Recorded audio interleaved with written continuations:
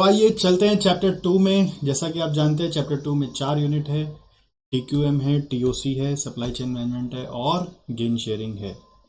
इतनी अच्छी अच्छी बातें हम लोग रिवीजन सिस्टम में कर रहे थे कि नॉर्मली कोई भी इंसान कोई भी आदत 21 दिन में बदल सकता है, और मैं तो सिर्फ आपसे 12 दिन ही लिया था। और लेकिन इस मैराथन रिवीजन में मैं आपसे उसका भी 1/4 टाइम मांग रहा हूं। मतलब 12 दिन मतलब 3 दिन नहीं, 12 दिन में जितने घंटे लिए थे उसका भी 1/4। सो आप ध्यान दीजिए, आपको मैं सारा चीज वो बता दूंगा जो जो आपके एग्जाम के लिए काम का है और उससे जुड़े हुए क्वेश्चंस क्या क्या हैं। ऑब्जेक्टिव इज कि आपको एग्जाम रिलेटेड सारे काम की चीज पता चल जाए और उससे जुड़े हुए सारे के सारे क्वेश्चंस का भी नाम पता चल जाए, जिसको आपको इस सेशन के बाद, इस वीडियो को देखने के बाद अपने से जाके थोड़ा सा एक बार और घुमा लेना है। तो पहला जैसे देखिए, what is TQM and all. तो ठीक है, ये चला लो। कोई ऐसा इससे एग्जाम रिलेटेड कोई वर्किंग नहीं है।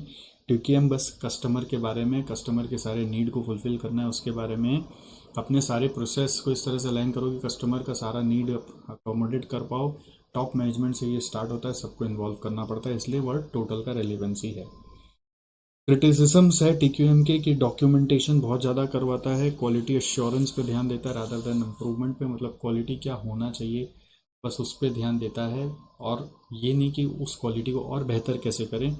ये इंटरनल फोकस है, बहुत बार कस्टमर ओरिएंटेशन के साथ मैच नहीं करता। हालांकि इसको लेकर कॉन्फ्लिक्ट है कि हम लोग कस्टमर जैसा चाहते हैं वैसा ही करते हैं, और ये सर्विस इंडस्ट्रीज के लिए लागू नहीं होता, क्योंकि सर्विस क्या होता है ना, कस्टमाइजेबल होता है, वहाँ पे स्टैंडर्डाइजेशन नहीं होता है, इसलिए वहाँ पर क्वालिटी का एक स्टैंडर्ड बनाना मुश्किल होता है। और जब भी टीक्यूएम इम्प्लीमेंट करेंगे तो चेक करंट रियलिटी कि आपके पास फंड है कि नहीं, एडमिनिस्ट्रेटिव सिस्टम है कि नहीं, मैनेजरियल स्किल है कि नहीं। अगर एम्प्लॉय मोरल पुअर चल रहा है आपके ऑर्गेनाइजेशन में तो टीक्यूएम का कोई फायदा नहीं। फिर आता है cost of quality. Cost of quality में आपको ये चार्ट से समझना चाहिए। एक होता है कॉस्ट ऑफ कन्फॉर्मेंस, जिसके अंदर आता है प्रिवेंशन कॉस्ट और अप्रेजल कॉस्ट, और दूसरा होता है कॉस्ट ऑफ नॉन कन्फॉर्मेंस, जिसमें होता है एक्सटर्नल फेलियर कॉस्ट और इंटरनल फेलियर कॉस्ट। इसको कॉस्ट ऑफ पुअर क्वालिटी बोलते हैं, उसको कॉस्ट ऑफ गुड क्वालिटी बोलते हैं। दोनों इनवर्स रिलेशनशिप है, एक बढ़ाएंगे तो दूसरा घट जाएगा। अगर आपको जीरो डिफेक्ट लाना है, ठीक है, तो आपको कॉस्ट ऑफ नॉन कन्फॉर्मेंस को जीरो करना पड़ेगा, और उसके चक्कर में कॉस्ट ऑफ कन्फॉर्मेंस बहुत बढ़ जाएगा। तो इसलिए बोलते हैं zero defect policy is very costly. ये समाव हम लोगों को ऑप्टिमम कॉस्ट ऑफ क्वालिटी पे आके सेटल होना पड़ता है, जिसमें हम लोग कहते हैं कि you have to settle down between cost of conformance and cost of non conformance का एक लेवल, जहाँ पर आपका total cost of quality minimum आ रहा है और वो जीरो डिफेक्ट से थोड़ा सा ज़्यादा हो सकता है, जिसको अपने minimum tolerable level of defects बोलते हैं। अब इसमें क्या होता है, आपको अगर लिस्ट ऑफ क्वालिटी कॉस्ट दिया हुआ है तो आपको कैटेगराइज करने बोल सकता है कि कौन सा प्रिवेंशन है, कौन सा अप्रेजल है, कौन सा इंटरनल फेलियर है, कौन सा एक्सटर्नल फेलियर है, और फिर उन सब कैटेगरी ऑफ कॉस्ट का टोटल लेकर आपको as a total quality cost का परसेंटेज या फिर एज अ सेल्स का परसेंटेज भी एनालिसिस करने बोल सकते हैं। ठीक है, so keeping those in mind, हम लोग अगर ये देखें कि हम लोगों का प्रिवेंशन कॉस्ट के अंदर क्या क्या आता है। सो प्रिवेंशन कॉस्ट का ऑब्जेक्टिव होता है कि आपका प्री प्रोडक्शन ये लगता है जनरली, और ये एरर प्रिवेंशन का काम करता है।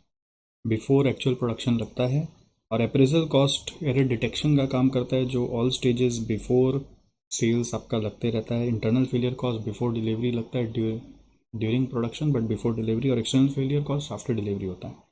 उसमें कुछ एग्जांपल्स होते थे, ये सब आप ध्यान दे लीजिएगा। Training, quality circle, replacement cost. अब इसमें दो डिस्प्यूटेड आइटम था। रॉ मटेरियल इंस्पेक्शन कॉस्ट को अप्रेजल कॉस्ट प्रेफर करो क्योंकि आईसीआई न्यूमैट में वैसे ही दिया हुआ, और क्वालिटी ऑडिट को प्रिवेंशन कॉस्ट प्रेफर करो क्योंकि आईसीआई न्यूमैट में वैसे ही दिया हुआ है। और बाकी आपको री इंस्पेक्शन का कॉस्ट अगर बोले तो वो इंटरनल फेलियर है, बट इंस्पेक्शन का कॉस्ट बोले तो वो अप्रेजल कॉस्ट है। ठीक है, क्वालिटी सर्कल एक ग्रुप बना के डिस्कस करने का कॉस्ट है, वो आपका क्वालिटी सर्कल का जो सैलरी कॉस्ट होता है या उस टाइम पे वो लोग जो काम नहीं करे उसका जो कॉस्ट है, दैट इज प्रिवेंशन कॉस्ट। और फिर जो भी आफ्टर सेल्स रिलेटेड सर्विसेज है, वारंटी, रिप्लेसमेंट, वो सब एक्सटर्नल फेलियर कॉस्ट है। ठीक है, तो इन सब के ऊपर काफ़ी सारा कैलकुलेशंस और सम्स आता है जो हम लोग आगे डिस्कस करेंगे, एक बार आपको लिस्ट देंगे। फिर आता है ऑप्टिमम कॉस्ट ऑफ क्वालिटी, जो मैंने ऑलरेडी आपको समझा दिया कि ज़ीरो डिफेक्ट के लिए कस्टमर सेटिस्फेक्शन तो बढ़ता है, ब्रांड इमेज बढ़ता है, कॉम्पिटिटिव एडवांटेज आता है, मार्केट शेयर बढ़ता है, but at the same time वो कॉस्ट ऑफ कन्फॉर्मेंस को बहुत ज़्यादा बढ़ा देता है। तो आपको कहीं ना कहीं एक ऑप्टिमम लेवल पे आना पड़ता है, जिससे एक टॉलरेबल लेवल ऑफ डिफेक्ट्स पर आप ऑपरेट करेंगे और कॉस्ट ऑफ क्वालिटी को मिनिमम रखेंगे। और उसको विजुअली अगर देखना है तो ये डायग्राम था, इन्वर्स रिलेशनशिप है, इसलिए बोलते हैं टर्म क्वालिटी इज़ फ्री, क्योंकि एक से कॉस्ट रिकवर हो जाता है, एक इंक्रीज करते हैं, दूसरा से जो कॉस्ट सेविंग होता है, क्वालिटी कॉस्ट अपने आप फ्री हो जाता है। हर जगह ये कॉन्सेप्ट लागू है, क्वालिटी इज़ फ्री की जगह हर जगह बिजनेस में कोई भी इन्वेस्टमेंट अगर प्लान्ड वे में करे तो फ्री हो जाता है। कोई अच्छा मशीनरी खरीद के लाओगे तो वो इतना अच्छा प्रोडक्शन करके देगा कि वो अपना कॉस्ट खुद ही उठा देगा। अच्छा एम्प्लॉय हायर करोगे तो वो भी फ्री होता है कि वो अच्छा बुद्धि से काम करेगा कि उतना बिजनेस जनरेट कर देगा कि उसका कॉस्ट फ्री हो जाएगा। That's a natural thing. Cost of non conformance को रिड्यूस करने का दो तरीका है, ये एग्ज़ाम में क्वेश्चन बना के पूछ लेता है, TQM और TPM। TQM मतलब हो गया कि staff cooperation, improvement in all processes, prevention and appraisal with a limit on cost of quality, means वही ऑप्टिमम कॉस्ट ऑफ क्वालिटी पे ऑपरेट करना चाहिए, दैट इज TQM में लिखोगे। और TPM मतलब to keep equipments in top working condition so that there is very less down time. Use this to advise on incurring the cost of quality. जैसे कभी बोले ना 2 ways to reduce non conformance cost suggest करो, तो उसमें TQM और TPM आप suggest करोगे। ठीक है। Cost of quality can be computed in terms of effort which is example hours of rework और absolute amount that is the cost. तो हम लोग कॉस्ट पे ज़्यादा फोकस करते हैं और कॉस्ट को लास्ट में कॉस्ट ऑफ प्रोडक्शन का परसेंट या कॉस्ट ऑफ सेल्स का परसेंट या टोटल कॉस्ट ऑफ क्वालिटी का परसेंट या फिर सेल्स का परसेंट भी बना सकते हैं। तो यहाँ तक जो अपने बात की है ना अभी, कॉस्ट ऑफ क्वालिटी और ऑप्टिमम कॉस्ट ऑफ क्वालिटी, उसके ऊपर आपको हमारे DJB में जो जो क्वेश्चंस मिलेंगे मैं वो आपको बता देता हूँ।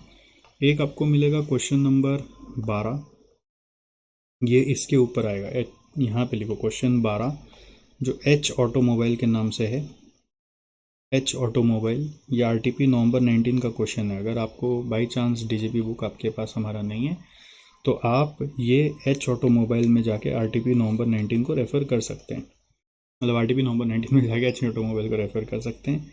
और इसी के ऊपर एक और है क्वेश्चन 13, वो C ऑफ P लिमिटेड को लेकर ऐसा कुछ बोल रहा है, उसमें वो MTP May 20 का क्वेश्चन है। तो उसमें यही जो कॉस्ट ऑफ नॉन कन्फॉर्मेंस को रिड्यूस करने का तरीका के ऊपर बात हो रहा है।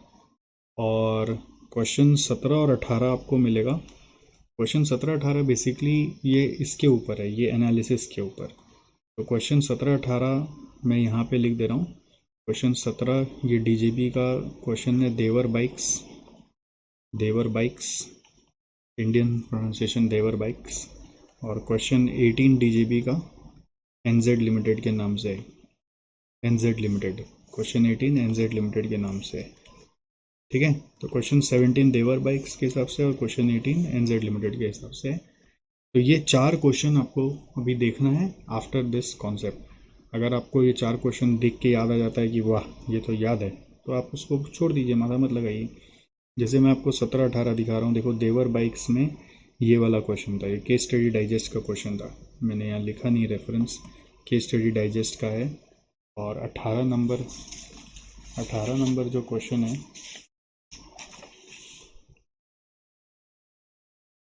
वो भी केस स्टडी डाइजेस्ट का ही है। ठीक है, both are from case study digest. Sir हम तो केस स्टडी डाइजेस्ट छोड़ रखे थे, तो जो जो मैं बता रहा हूँ उतना तो कर लो कम से कम। तो यहाँ पर आप देखो क्वेश्चन में क्या दिया, वो देवर बाइक्स वाला क्वेश्चन में ये आपको स्टेटमेंट शोइंग क्वालिटी कॉस्ट का नाम, पूरा लिस्ट ऑफ क्वालिटी कॉस्ट दे दिया है। इसमें प्रिवेंशन कॉस्ट का कैटेगरी दिया हुआ है, अप्रेजल कॉस्ट दिया हुआ है, इंटरनल फेलियर कॉस्ट दिया हुआ है और एक्सटर्नल फेलियर कॉस्ट दिया हुआ है। तो ऑलरेडी क्लासीफाइड है। करना क्या, analysis of quality cost and advise on 2 measures to reduce non conformance cost. इसमें TQM और TPM आप एडवाइस करोगे और एनालिसिस करोगे कि किसके कारण क्या कॉस्ट कम हुआ। तो एनालिसिस को एक बार गो थ्रू करना जरूरी है, क्योंकि इसी एनालिसिस के बेस पर नेक्स्ट क्वेश्चन भी है। और एक implementation of just in time purchasing and production के बारे में यहाँ पे पूछ रहा है, तो वो आप जस्ट इन टाइम जब मैं पढ़ाऊँगा तब आप रिलेट कर लीजिएगा, बट अभी आप इसको, सिंस आपका just in time purchase production ये सब तो पढ़ा हुआ ही है, तो उसके बारे में आप यहाँ पे थोड़ा सा लिखेंगे। तो यहाँ पर आप देखो एनालिसिस में क्या लिख रहा है, आप उसको ध्यान दे दोगे कि एनालिसिस में total quality cost displays relationship between conformance and non conformance cost and उसके बाद statements indicates that only 2.16% of quality cost is the cost of preventing quality problems while 0.5% is the cost of appraisal.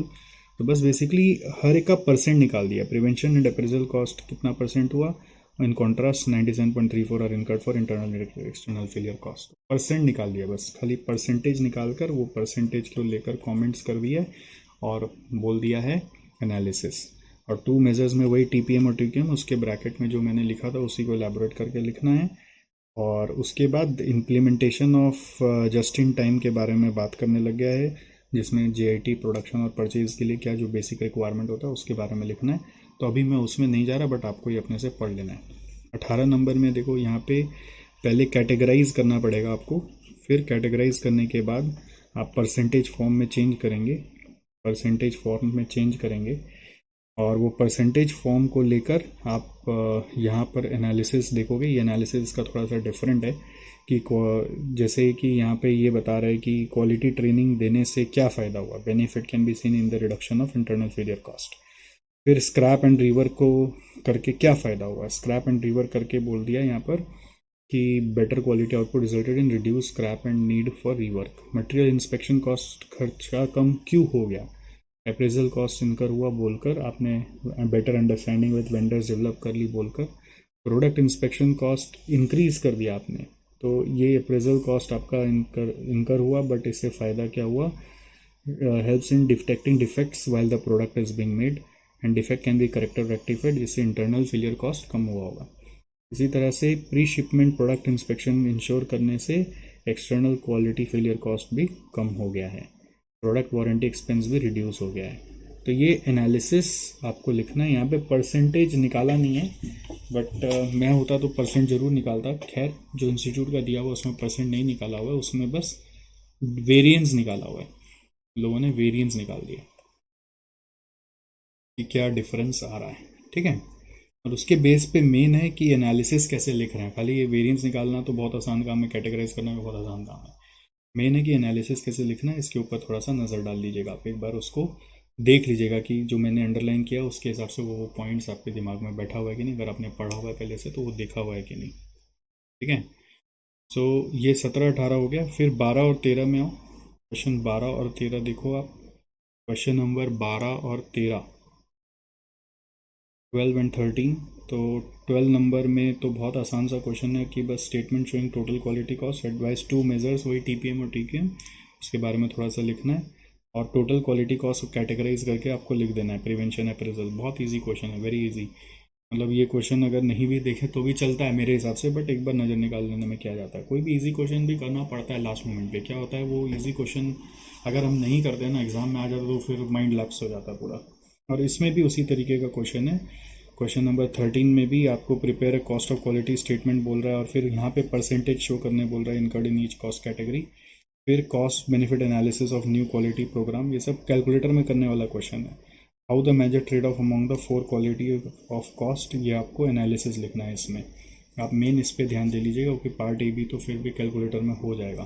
तो trade off कैसे कर रहा है, basically idea ये है कि प्रिवेंशन और अप्रेजल से आपका इंटरनल फेलियर और एक्सटर्नल फेलियर रिड्यूस होता है, उसी को एक्सप्लेन कैसे कर रहा है आप उसको देख लीजिएगा, ठीक है।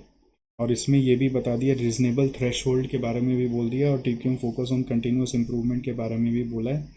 इस चीज़ को भी ध्यान दे लीजिएगा, ऑलराइट। तो ये मुझे लगता है कि ये थर्ड पार्ट आपका थोड़ा सा ध्यान देने का ज़्यादा बनता है। तो इसके साथ आप समझ लीजिए आपका एक पर्टिकुलर कॉन्सेप्ट के बारे में बात हो गया। पैफ मॉडल आप अभी जाने दो, आ गया तो बोलते हो ना, नसीब का बात भी होता है ना, कोई कोई एक बार आप बस नज़र से निकाल लो। अगर आपको याद है तो बहुत अच्छी बात है कि इसमें फेलियर डेटा चाहिए, फिर क्वान्टिफाई करना है, चार्ट करना है इन 4 कैटेगरीज, फिर कम वीकनेस को रिड्यूस करना है और कंटिन्यूसली इंप्रूव करना है। अब ये अगर आपने की पॉइंट्स याद रख लिया तो बहुत अच्छी बात है, नहीं तो ज़्यादा टेंशन का बात नहीं। आइसबर्ग आपको देखने से याद आ जाएगा। कुछ इश्यूज ऐसे होते हैं जो ऊपर में छोटे से दिखते हैं और अंदर में बहुत बड़े बड़े होते हैं, और अंदर के बहुत सारे जो इश्यूज हैं जिसके ऊपर काम किया जाए तो ऊपर वाले इश्यूज भी कम हो जाते हैं। फिर 6 चीज़ ऑफ क्वालिटी कंट्रोल आप रहने दीजिए, ऐसे इसके ऊपर कोई बेसिक क्वेश्चन आ गया तो आप हैंडल कर लीजिए, एक बार बस नज़र से निकाल लीजिए। 8 डायमेंशन ये सब नॉलेज के लिए है। डेमिंग्स 14 पॉइंट्स आज तक कभी क्वेश्चन आया नहीं है, इसको याद करने का ऐसे मैंने आपको ट्रिक भी दिया था, एक निमोनिक भी दिया था। कोटा वाले वर्कमैन ने पीपीपी की सही में फॉर डी स्टिल बी। तो इससे आप अगर एक बार 14 पॉइंट रिकॉल कर सकते हो तो बहुत अच्छी बात है। बट अदरवाइज इसके ऊपर अभी हमारे पास कोई क्वेश्चन नहीं है, तो मैं अभी इसको स्किप करके आगे बढ़ रहा हूँ। आप एक बार ये 14 पॉइंट ये कोटा वाले वर्कमैन से रिलेट कर लीजिए। क्यू फॉर क्या था, आप देखो कोटा ही था, कि कोटा सिस्टम हटा दो, वाले से वर्कमैन था, पीपीपी से 3 पी था, एक प्रोडक्ट था, एक प्रोसेस फिलोसॉफी था, और एक आपका मुझे भी उतना भी एग्जैक्टली याद नहीं है, आप देख पा रहे हैं, बट फिर भी मुझे मोटा मोटा याद है, प्रोडक्ट, प्रोसेस और एक फिलोसॉफी था। फिर इस तरह से एक एक करके किससे क्या बन रहा है आप एक बार नज़र से निकाल लो, ठीक है। तो ये मैंने मार्किंग किया हो ना, 1 2, फिर ने से कुछ नहीं, पीपीपी से है, की से कुछ नहीं है, सही से एस से स्लोगन है, फाड़ से फियर है, स्टिल बी से STIL BEE से, फिर पॉइंट से ई से एडुकेशन है, एवरीबडी है, और फिर आपका एस से सिंगल सप्लायर है, और एक बी से बैरियर है, कोई भी तरह का कम्युनिकेशन बैरियर नहीं होना चाहिए। PDCA cycle, it's plan do check act, ऐसा साइकिल है, continuous method, continuous improvement method है। फिर आता है next business excellence. Business excellence में आपको बता दें, नया मैट में चेंजेस आ गया, बट पहले बेसिक डेफिनेशन सेम है, बेसिक डेफिनेशन बिजनेस एक्सेलेंस का सेम है, ये ध्यान रखना। बस EFQM फ्रेमवर्क का जो कॉन्सेप्ट इसमें आएगा उसमें थोड़ा सा चेंजेस आया है। तो बिजनेस एक्सेलेंस से जुड़े हुए जो क्वेश्चंस है उसको हम लोग को हटा देना है, उसको हम लोग को पढ़ने का ज़रूरत नहीं है, क्योंकि वो जो क्वेश्चंस है वो सब EFQM से जुड़ा हुआ है। तो EFQM का जिसमें जो आंसर लिखा हो तो उस क्वेश्चन को हटा के आपको बाकी का पढ़ना है। तो बिजनेस एक्सेलेंस मॉडल क्या है? It is a philosophy for strengthening the management system and processes of an organization to improve performance and create value for stakeholders, not just shareholders. तो यहाँ पे इस तरह से मैनेजमेंट सिस्टम और प्रोसेसेस को स्ट्रेंथन करो कि आप परफॉर्मेंस बेटर कर पाएँ और वैल्यू क्रिएट कर पाएँ for all the stakeholders. इसमें मेन काम होता है develop quality management principle that increase the overall efficiency of operation, minimize the waste, and will increase the employee loyalty as means of maintaining high standards throughout the business by achieving excellence in everything that an organization does. चाहे वो leadership हो, चाहे वो strategy हो, चाहे वो customer focus हो, चाहे इंफॉर्मेशन मैनेजमेंट हो, चाहे पीपल हो, चाहे प्रोसेस हो, कुछ भी ऑर्गेनाइजेशन करो वो बेस्ट वर्ल्ड क्लास कर रहा हो, that is possible through employ loyalty. सब की वर्ड्स हैं, waste minimization, quality management principles, efficiency in operation, ये कैसे होगा वो बता रहे हैं, ठीक है। और क्या होता है ये strengthening the management systems and processes, इस तरह से मैनेजमेंट सिस्टम फॉलो होना चाहिए और प्रोसेसेस रन करना चाहिए जिससे कि परफॉर्मेंस हर समय बेटर आए और आपका value for stakeholders create होता रहे। Excellence cannot be attained if staffs are forced to meet the norms. They must believe in management, and if for that effective leadership is required, which is basically the change in culture and mindset of the staff is required. Business excellence models में क्या क्या model exist करते हैं दुनिया में, ये सब नाम आपको याद रखना है। These are also called as tools of business excellence model.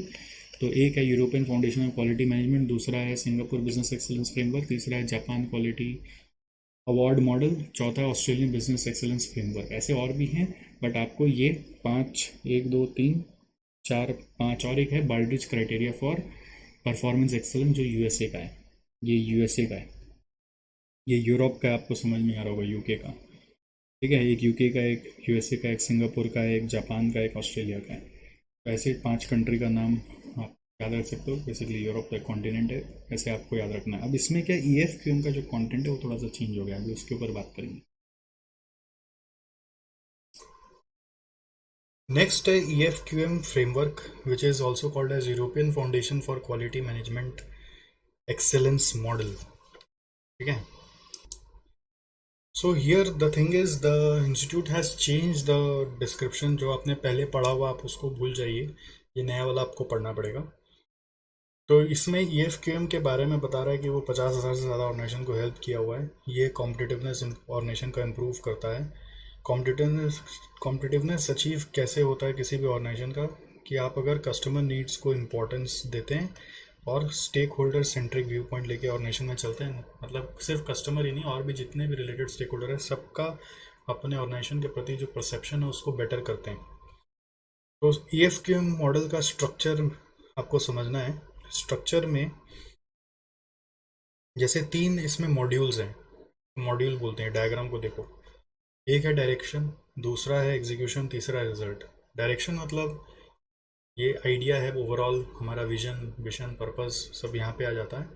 Execution मतलब उसके हिसाब से जो एक्शन प्लान्स आपको बनाने हैं, स्ट्रेटजीज बनाने हैं, एग्जीक्यूट करने हैं वो। और रिजल्ट्स मतलब क्या आपको रिजल्ट्स चाहिए। और डायरेक्शन में दो क्राइटेरियन है, एक purpose vision and strategy, and second is organization culture and leadership.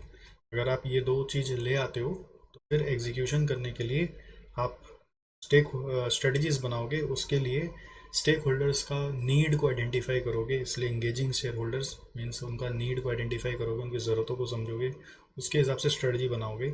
और ऐसा स्ट्रेटजी बनाने का कोशिश करोगे कि आप उससे जो आउटकम आए वो वैल्यू क्रिएट करे उनके लिए और सस्टेनेबली क्रिएट करता रहे। और फिर करंट बिजनेस से परफॉर्मेंस ड्राइव करोगे आप, एग्जीक्यूशन मतलब करंट बिजनेस से परफॉर्मेंस ड्राइव करोगे कि वो जो डिज़ायर्ड है वो ला पाए, as well as innovation and transformation भी आप करोगे जिससे कि कुछ नया भी आप फ्यूचर रेडी हो पाए। और लास्ट में फिर रिजल्ट्स आएगा। रिजल्ट्स दो तरीके का आता है, एक स्ट्रेटजिक एंड ऑपरेशनल परफॉर्मेंस आता है। स्ट्रेटजिक माने लॉन्ग टर्म परफॉर्मेंस, और ऑपरेशनल परफॉर्मेंस मतलब जो आपका करंट एक्सपेक्टेड परफॉर्मेंस था वो भी आ गया। और उसका गोल ये है कि स्ट्रेटजिक एंड ऑपरेशनल परफॉर्मेंस का कि it should fulfil the purpose that you have set in the direction. और रिजल्ट में स्टेक होल्डर का परसेप्शन को आपको बेटर करना है। स्टेक होल्डर में customer, people, society, partner, supplier, government सबको ही आ जाते हैं। How they feel about the company वो और बेटर होता चला जाए। तो ये चार्ट एग्जाम में बनाना जरूरत नहीं है, बट आपको ये ब्रेकअप पूरा याद रखना पड़ेगा कि 3 मॉड्यूल होते हैं, डायरेक्शन, एग्जीक्यूशन और रिजल्ट्स। तो डायरेक्शन बताता है वाई, कि करना ही क्यों है। एग्जीक्यूशन बताता है हाउ, और रिजल्ट्स मतलब व्हाट, कि क्या आप अचीव करोगे। तो डायरेक्शन के लिए 2 क्राइटेरिया, इसके लिए 3 और उसके लिए 2, तो 2 3 2 आपको ऐसे याद रखना पड़ेगा। फिर इन सब में जो रिजल्ट आया वो रिजल्ट अप्रोप्रिएट आया कि नहीं आया, और कंटिन्यूस इम्प्रूवमेंट के लिए बाहर में एक सर्कल में एक फ्रेमवर्क घूम रहा है जिसका नाम है रडार, जिसको एक डायग्नोस्टिक टूल बोलते हैं। रडार इज बेसिकली ये, यहाँ पे आके आप देखो, R for results, A for approaches. तो रिजल्ट्स क्या चाहिए आपको वो पता होना चाहिए, और फिर अप्रोचेस डेवलप करो कि जिससे डिज़ायर्ड रिजल्ट्स आप ला पाओ। और अप्रोचेस के बाद उस अप्रोचेस को डिप्लॉय करो, इम्प्लीमेंट करो, एग्जीक्यूट करो, और उसके बाद असेस एंड रिफाइन करो। देखो कि डिज़ायर्ड रिजल्ट आ गया तो बहुत अच्छी बात, नहीं आया तो रिफाइन करो वापस अपने अप्रोचेस को, और फिर से रिजल्ट आया कि नहीं आया इसको देखते रहो। सो उसके भी कुछ एट्रीब्यूट्स हैं जो आपके इंस्टीट्यूट ने नहीं बताया, बट मैंने आपको एक्स्ट्रा में बताया हुआ है यहाँ पे जो लिखा हुआ है कि रिजल्ट्स रेलिवेंस और यूजेबिलिटी के हिसाब से आना चाहिए। रिजल्ट्स मतलब रिजल्ट्स के एट्रीब्यूट्स हैं 2, कि रिजल्ट्स में रेलिवेंसी और यूजेबिलिटी होनी चाहिए, मतलब आप उसी चीज़ के रिजल्ट की तैयारी करिए जिसका अभी ज़रूरत है, और यूजेबिलिटी होनी चाहिए रिजल्ट की कि अभी जो रिजल्ट आया वो अभी काम का भी है, और परफॉर्मेंस उससे पता चल सके हम लोग बेटर कर पा रहे कि नहीं कर पा रहे। अप्रोचेस जो बनाते हो आप, यानी कि एक्शन प्लान जो बनाते हो वो साउंड होना चाहिए। साउंड मतलब क्लियर होना चाहिए, रैशनल होना चाहिए, able to fulfil the need होना चाहिए, और अलाइंड होना चाहिए। अलाइंड मतलब बाकी एग्जीक्यूशन के क्राइटेरियन के हिसाब से अलाइंड होना चाहिए, बट डायरेक्शन ऑल्टर नहीं होता बोलकर, डायरेक्शन एक बार जो फिक्स हो जाता है वो रहता है, इसलिए उसके साथ अलाइन करने का जरूरत नहीं है, डायरेक्शन अपना स्टैटिक रहेगा। डिप्लॉय करना है मतलब उसके भी कुछ एट्रीब्यूट्स है कि डिप्लॉय करने का मतलब है इम्प्लीमेंट होना चाहिए टाइमली एंड इफेक्टिवली, और उसमें फ्लेक्सिबल भी रहना चाहिए, बट डायरेक्शन फ्लेक्सिबल नहीं हो सकता। सो ये diagnostic tool basically cause and effect linkage बताता है, why an organisation does something and how does it and what it achieves as a consequence of it. तो what, why means direction, how is execution, and achieve जो कर रहा है वो है result. तो उन तीनों का कॉज एंड इफेक्ट, वो कॉज है तो ये इफेक्ट है। RADAR is basically cause and effect का लिंकेज है, ठीक है। से पता क्या चलता है, strength, weakness and opportunities for improvement exist. फिर यहाँ पे बताया RADAR tool has been broken down into different attributes, और एट्रीब्यूट्स के बारे में इंस्टीट्यूट ने नहीं बताया हुआ है, बट मैंने आपको रिसर्च करके थोड़ा सा बता दी कि ये सब हर एक का एट्रीब्यूट होता है, मतलब बेसिकली डिप्लॉय करते समय क्या क्या बातों का ध्यान रखना है, क्वालिटेटिव एस्पेक्ट्स को एट्रीब्यूट्स बोलते हैं। फिर यूज़ ऑफ ईएफके मॉडल, मुझे लगता है एग्जाम में आपके लिए अगर इससे क्वेश्चन बनेगा तो ज़रूर पूछेगा। तो यूज़ ऑफ ईएफके मॉडल में it is customizable and also it is not for profit organization, मतलब आप जरूरी नहीं कि इसे प्रॉफिट ऑर्गेनाइजेशन के लिए यूज़ करेंगे, नॉट फॉर प्रॉफिट ऑर्गेनाइजेशन भी इससे अपने स्टेक होल्डर को इम्प्रेस कर सकता है। इसमें याद रखने का यूज़ के लिए एक निमोनिक बनाया हुआ बताओ। बी फॉर ब्रांड वैल्यू बढ़ाएगा। ए फॉर एजिलिटी, एजिलिटी मतलब ability to take decisions in quick manner. फिर टी फॉर ट्रांसफॉर्मेशन मतलब वही इनोवेशन और फ्यूचर रेडी होने के लिए।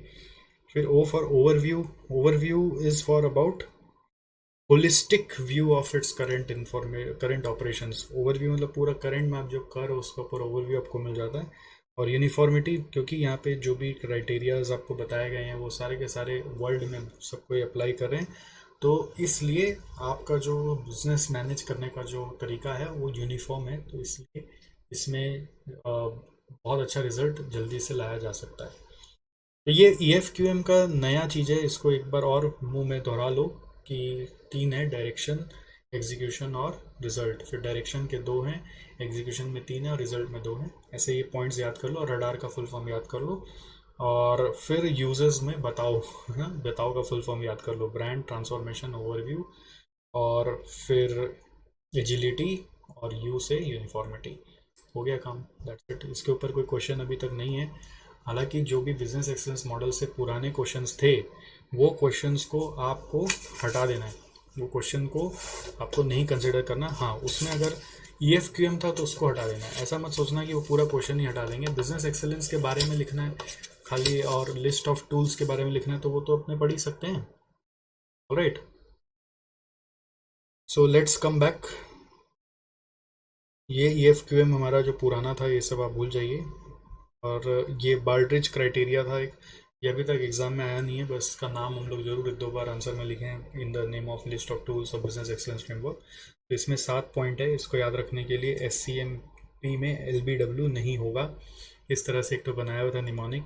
तो S for a strategic planning, C for a customer and market focus, M for है आपका management analysis and knowledge management, LBW है L for leadership, B for business results, W for work force, और नहीं होगा ऐसे ही मन से add किया हुआ है। तो 4 पॉइंट इधर है, 3 पॉइंट इधर है, टोटल 7 पॉइंट है। तो अब इस तरह से आप निमोनिक बना के एक बार और 2-3 बार और दोहराइए मन में, देखिए आपको कुछ लिखने का पॉइंट मिल जाएगा। S for strategic planning, C for customer focus, market focus, M for measurement analysis knowledge management, P for है प्रोसेस मैनेजमेंट, L फॉर है लीडरशिप, B फॉर है बिजनेस रिजल्ट्स और W फॉर है वर्कफोर्स का process को better करो। तो इसके बारे में थोड़ा बहुत अंदर में लिखा हुआ, अगर आपको एलैबोरेट करना नहीं आ रहा तो अंदर का पढ़ लीजिए, मेरे लिए उतना भी रेलिवेंट नहीं, क्योंकि इससे अभी तक हमारे पास कोई क्वेश्चन कभी आया नहीं। Next, production schedule. Production schedule basically practical problem को सॉल्व करने में आपको हेल्प करेगा। इसमें हम लोग क्या करते हैं, अलग अलग शेड्यूल बना देते हैं। फिनिश गुड शेड्यूल, बिफोर और आफ्टर क्वालिटी मैनेजमेंट प्रोग्राम, फिर फिनिश गुड शेड्यूल से मटेरियल शेड्यूल, बिफोर और आफ्टर क्वालिटी मैनेजमेंट प्रोग्राम, फिर मशीन टाइम शेड्यूल, बिफोर और आफ्टर क्वालिटी मैनेजमेंट प्रोग्राम हम लोग बनाते हैं। तो इसमें एक फ्लो है, क्रॉस फिनिश गुड्स में से लेस करना है आपको डाउनग्रेडेड और defective units identified at inspection stage, तो आ गया यूनिट्स अवेलेबल फॉर डिलीवरी। फिर लेस वारंटी रिप्लेसमेंट, तो नेट यूनिट्स इनवॉइस्ड। अब जो प्रोडक्शन होता है ग्रॉस प्रोडक्शन, उस ग्रॉस प्रोडक्शन के लिए मटेरियल कंज्यूम होता है। ये जो ग्रॉस प्रोडक्शन है इसके लिए मटेरियल कंज्यूम होता है, वही एरो से यहाँ पे नीचे खींचा हुआ है, देखिए एरो यहाँ पे खींचा हुआ, उस प्रोडक्शन के लिए मटेरियल कंज्यूम होगा।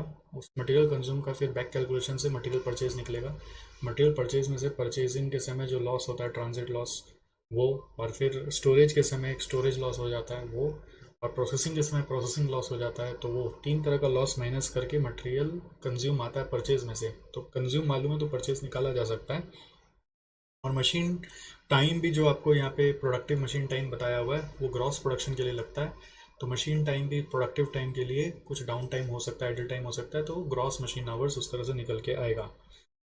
So the main concept is that a company must implement the quality program even if there is an extra cost due to it, because this enhances our image, our competitiveness, okay, and our goodwill, customer loyalty and so on. So even if quality management करके negative आ रहा होता है तो भी अपने उसके लिए favourable answer लिख देते हैं।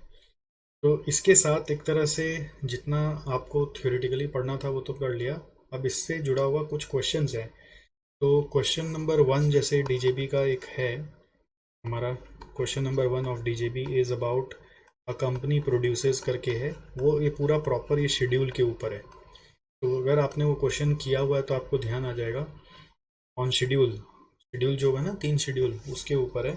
अगर आपने वो क्वेश्चन पहले किया हुआ है तो आपको ध्यान आ जाएगा, और नहीं किया हुआ है तो एक बार उसको कैलकुलेटर में ज़रूर चेक कर लेना चाहिए, क्योंकि ये क्वेश्चन बहुत बार एग्ज़ाम में आने का संभावना रहा है।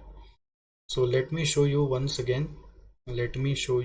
अगेन यहाँ पर आ जाइए आप। क्वेश्चन नंबर 1 देखिए हमारा डीजेबी बुक में, ये वाला क्वेश्चन का बात कर रहा हूँ मैं, जिसमें देखो शेड्यूल बनाना है आपको, और शेड्यूल बनाकर बेसिकली आपको पता चलेगा कि कितना यूनिट्स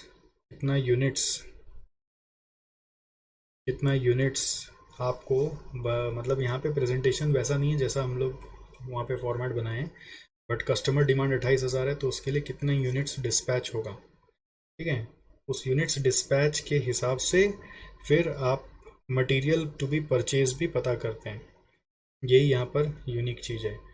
और उसी यूनिट्स डिस्पैच के हिसाब से मटेरियल स्क्रैप्ड भी आप निकालते हैं। प्लीज़ मेरे से भी सॉल्व मत करवाइए, अगर आपको इसका सॉल्यूशन मेरे तरह से चाहिए तो ये QR कोड को स्कैन कर लीजिए, आपको मिल जाएगा, ठीक है। वो मेरा जो शेड्यूल का फॉर्मेट है उसके हिसाब से किया हुआ है, और फिर उससे आपको अल्टीमेटली करना क्या था, क्वालिटी कॉस्ट का चारों का कॉस्ट बताना था जो इस क्वेश्चन में बोला है, ठीक है। तो प्रिवेंशन कॉस्ट ऑलरेडी 4.5 लाख दिया हुआ है, और अप्रेजल कॉस्ट ऑलरेडी 50,000 दिया हुआ है, और फिर फॉल्टी आइटम्स जो बोल रहा है डिलीवर टू कस्टमर्स 9.5 है, और फॉल्टी प्रोडक्शन लेवल 10% है।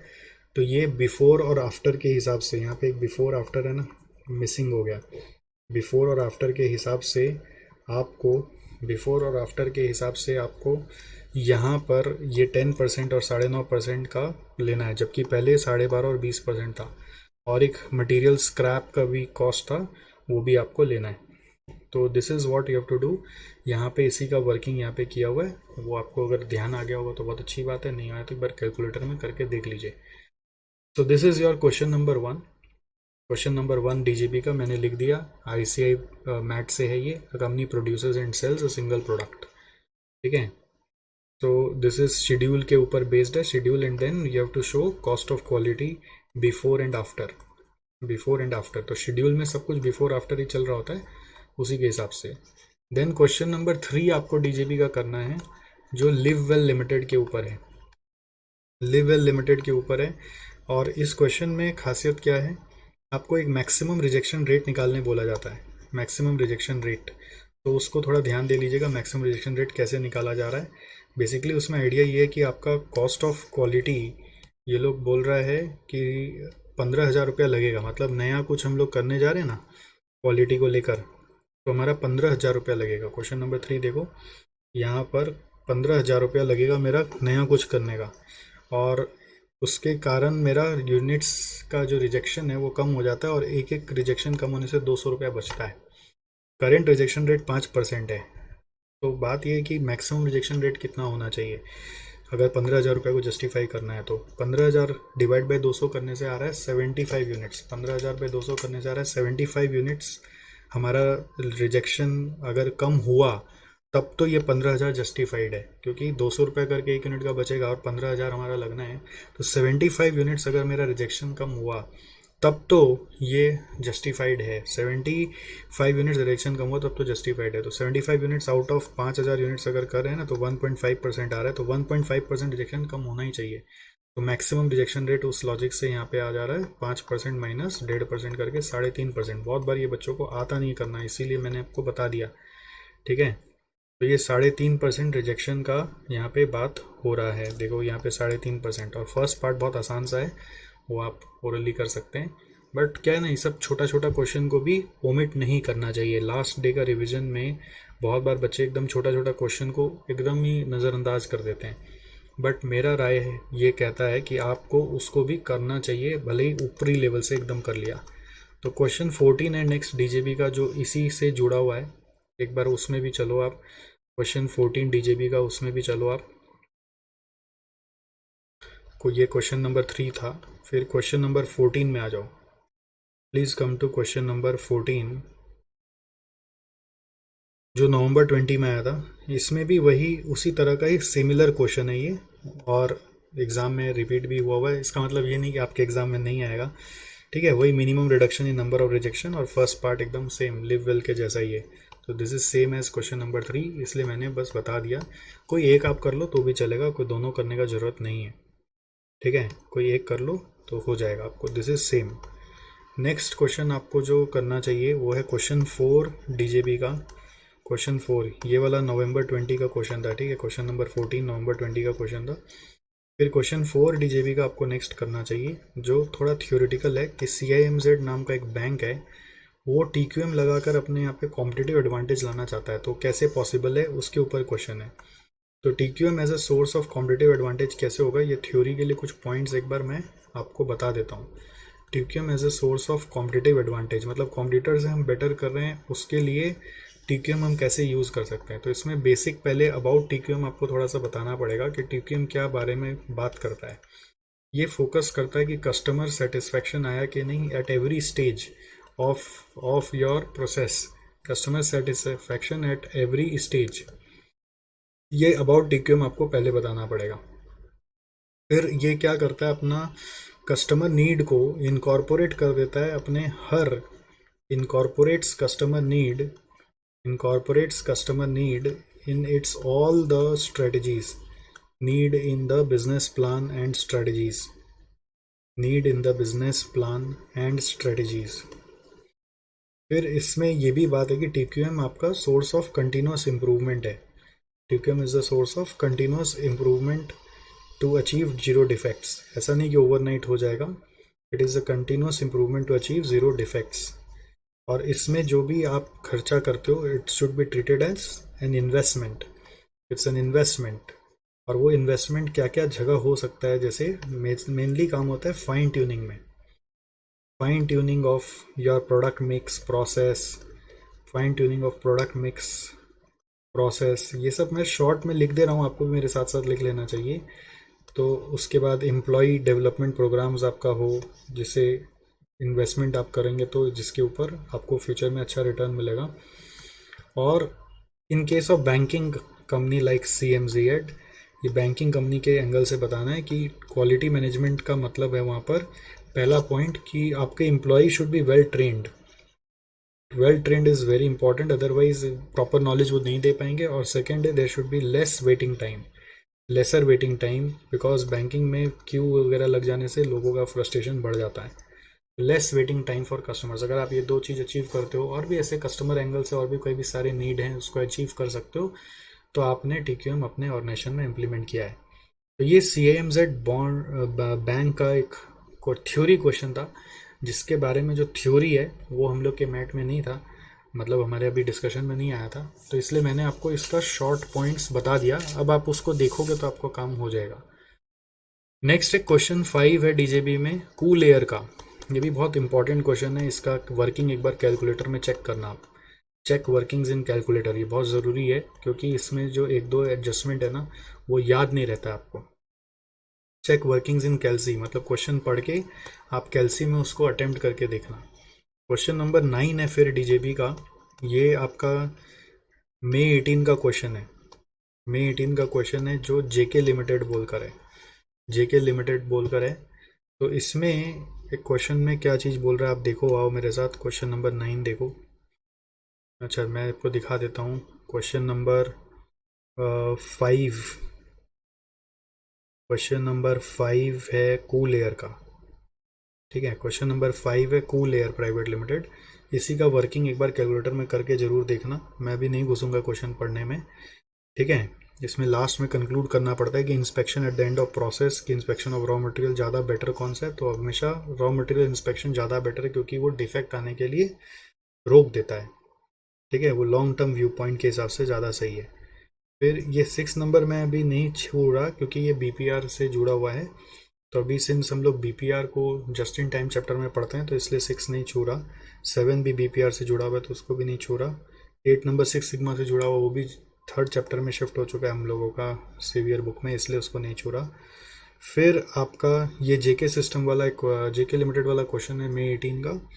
इसमें देखिए न्यू क्वालिटी कंट्रोल प्रपोजल, ये बहुत इजी है, इसको आप कैलकुलेटर में कर भी सकते हो या छोड़ भी सकते हो, बट मेन चीज़ इस पे ध्यान देना। एडवाइस टू द कंपनी क्या दोगे, if it wants to achieve zero defect, ये भले ही 2 मार्क का बट ये लिखने को ही नहीं बनता है, तो एडवाइस ये देना पड़ेगा कि भाई ज़ीरो डिफेक्ट लाने के लिए समय लगता है, कॉन्टीन्यूस क्वालिटी प्रोग्राम में आप अपना वेस्ट को कम करिए, आइडल टाइम को कम करिए, लॉसेस, यील्ड लॉसेस को कम करिए, रीवर्क को कम करिए, जो भी आपका वो आइसबर्ग का नीचे वाला आइटम होता था ना, अनप्रोडक्टिव टाइम को कम करिए, ओवर डिजाइनिंग मत करिए, इन्वेंट्री को कम करिए, आइडल फैसिलिटीज़ को कम करिए, तो आपका जीरो डिफेक्ट आने लगेगा। फिर suitable quality control level at optimum cost, इसको भी आप ध्यान दे लेंगे, जिसमें आप ऑप्टिमम क्वालिटी कॉस्ट के बारे में बात करेंगे, ऑप्टिमम क्वालिटी कॉस्ट के बारे में बात करेंगे, जिसमें आप बोलेंगे कि एक टॉलरेबल लेवल ऑफ डिफेक्ट पे ऑपरेट किया जा सकता है, बिकॉज जीरो डिफेक्ट अपने आप में बहुत कॉस्टली होता है। तो मुझे लगता है इसका पार्ट 2 और पार्ट 3 पे एक बार आपको ये सब पॉइंट्स पे नज़र डाल देना चाहिए, ठीक है। और फिर है क्वेश्चन नंबर 10 भी देखना है, ये नवंबर 18 का डीजे पीजे जेड जे। इसमें 2 सिचुएशन होता था क्वेश्चन में। क्वेश्चन कैसे रिवाइज करते हैं, पूरा पूरा क्वेश्चन कौन देखता है, आप कोई वीडियो भी नहीं देखता क्वेश्चन सॉल्व करने का, ठीक है। अब कैसे देखा जाता है कि हाँ ये क्वेश्चन था डीजे पीजे जेड जे, इसमें 2 सिनेरियो था कि हमें पॉइंट ऑफ रिसीट पर इंस्पेक्शन करना है कि पॉइंट ऑफ रिसीट पर इंस्पेक्शन नहीं करना है। अगर हम पॉइंट ऑफ रिसीट पर इंस्पेक्शन नहीं करेंगे तो अंदर जाके गुड्स में डैमेज होगा और वो डैमेज का कॉस्ट बेयर करना पड़ेगा। और कंपैरिजन करने के लिए हम लोगों को दोनों का average cost per good unit निकाल कर कंपैरिजन करना। अगर आपको ध्यान आ गया होगा, ये सब आपका किया हुआ, तो वैसे होता है बस कि पहले आपको गुड यूनिट्स पहले पता करना पड़ेगा, फिर कॉस्ट पर गुड यूनिट्स निकालना पड़ेगा विदाउट इंस्पेक्शन, और विद इंस्पेक्शन करोगे तो वही गुड यूनिट्स और कॉस्ट पर गुड यूनिट्स निकालना पड़ेगा। जब इंस्पेक्शन करके जाओगे तो इंस्पेक्शन कॉस्ट एक सीन में आ जाएगा और डैमेज कॉस्ट थोड़ा सा कम हो जाएगा, क्योंकि आपने जितना इंस्पेक्ट किया उसमें से जो डैमेजेस निकला वो पोटेंशियल डैमेज को हटा दिया, और उसके कारण परचेज कॉस्ट भी आपका मॉडिफाई हो गया, क्योंकि जो इंस्पेक्शन करने के कारण जो भी यूनिट्स खराब होने वाला था वो आइडेंटिफाई हो गया, तो उसका हम लोग पेमेंट भी नहीं किए। परचेज कॉस्ट थोड़ा रिड्यूस हो गया बट इंस्पेक्शन कॉस्ट बढ़ गया, बट इंस्पेक्शन करने से हम लोग पोटेंशियल डैमेज को कम कर दिए तो डैमेज कॉस्ट भी कम हो गया, मतलब डैमेज हटा नहीं था, डैमेज कॉस्ट कम हो गया था। तो ये 3 कॉस्ट पे थोड़ा ध्यान देना है, किया हुआ है तो आपको बहुत ईजी लगेगा, आपको याद आ जाएगा। और एडवाइस करना था कि कौन से सप्लायर से ख़रीदना चाहिए, तो उसके बारे में वो आप कॉस्ट कंपेयर करके बता देंगे कि अगर बिफोर इंस्पेक्शन खरीदेंगे तो आप जिसमें लीस्ट पड़ रहा है उस पर जाएंगे, आफ्टर इंस्पेक्शन में जाएंगे तो जिसमें लीस्ट पड़ रहा है उसमें जाएंगे, राइट। अब इसका आंसर में इन लोगों ने ज़बरदस्ती जेआईटी वगैरह चेप दिया था, मैंने आपको बोला भी था उसका ज़रूरत नहीं है एडवाइस करते समय जेआईटी वगैरह के बारे में बोलना, बट ठीक है।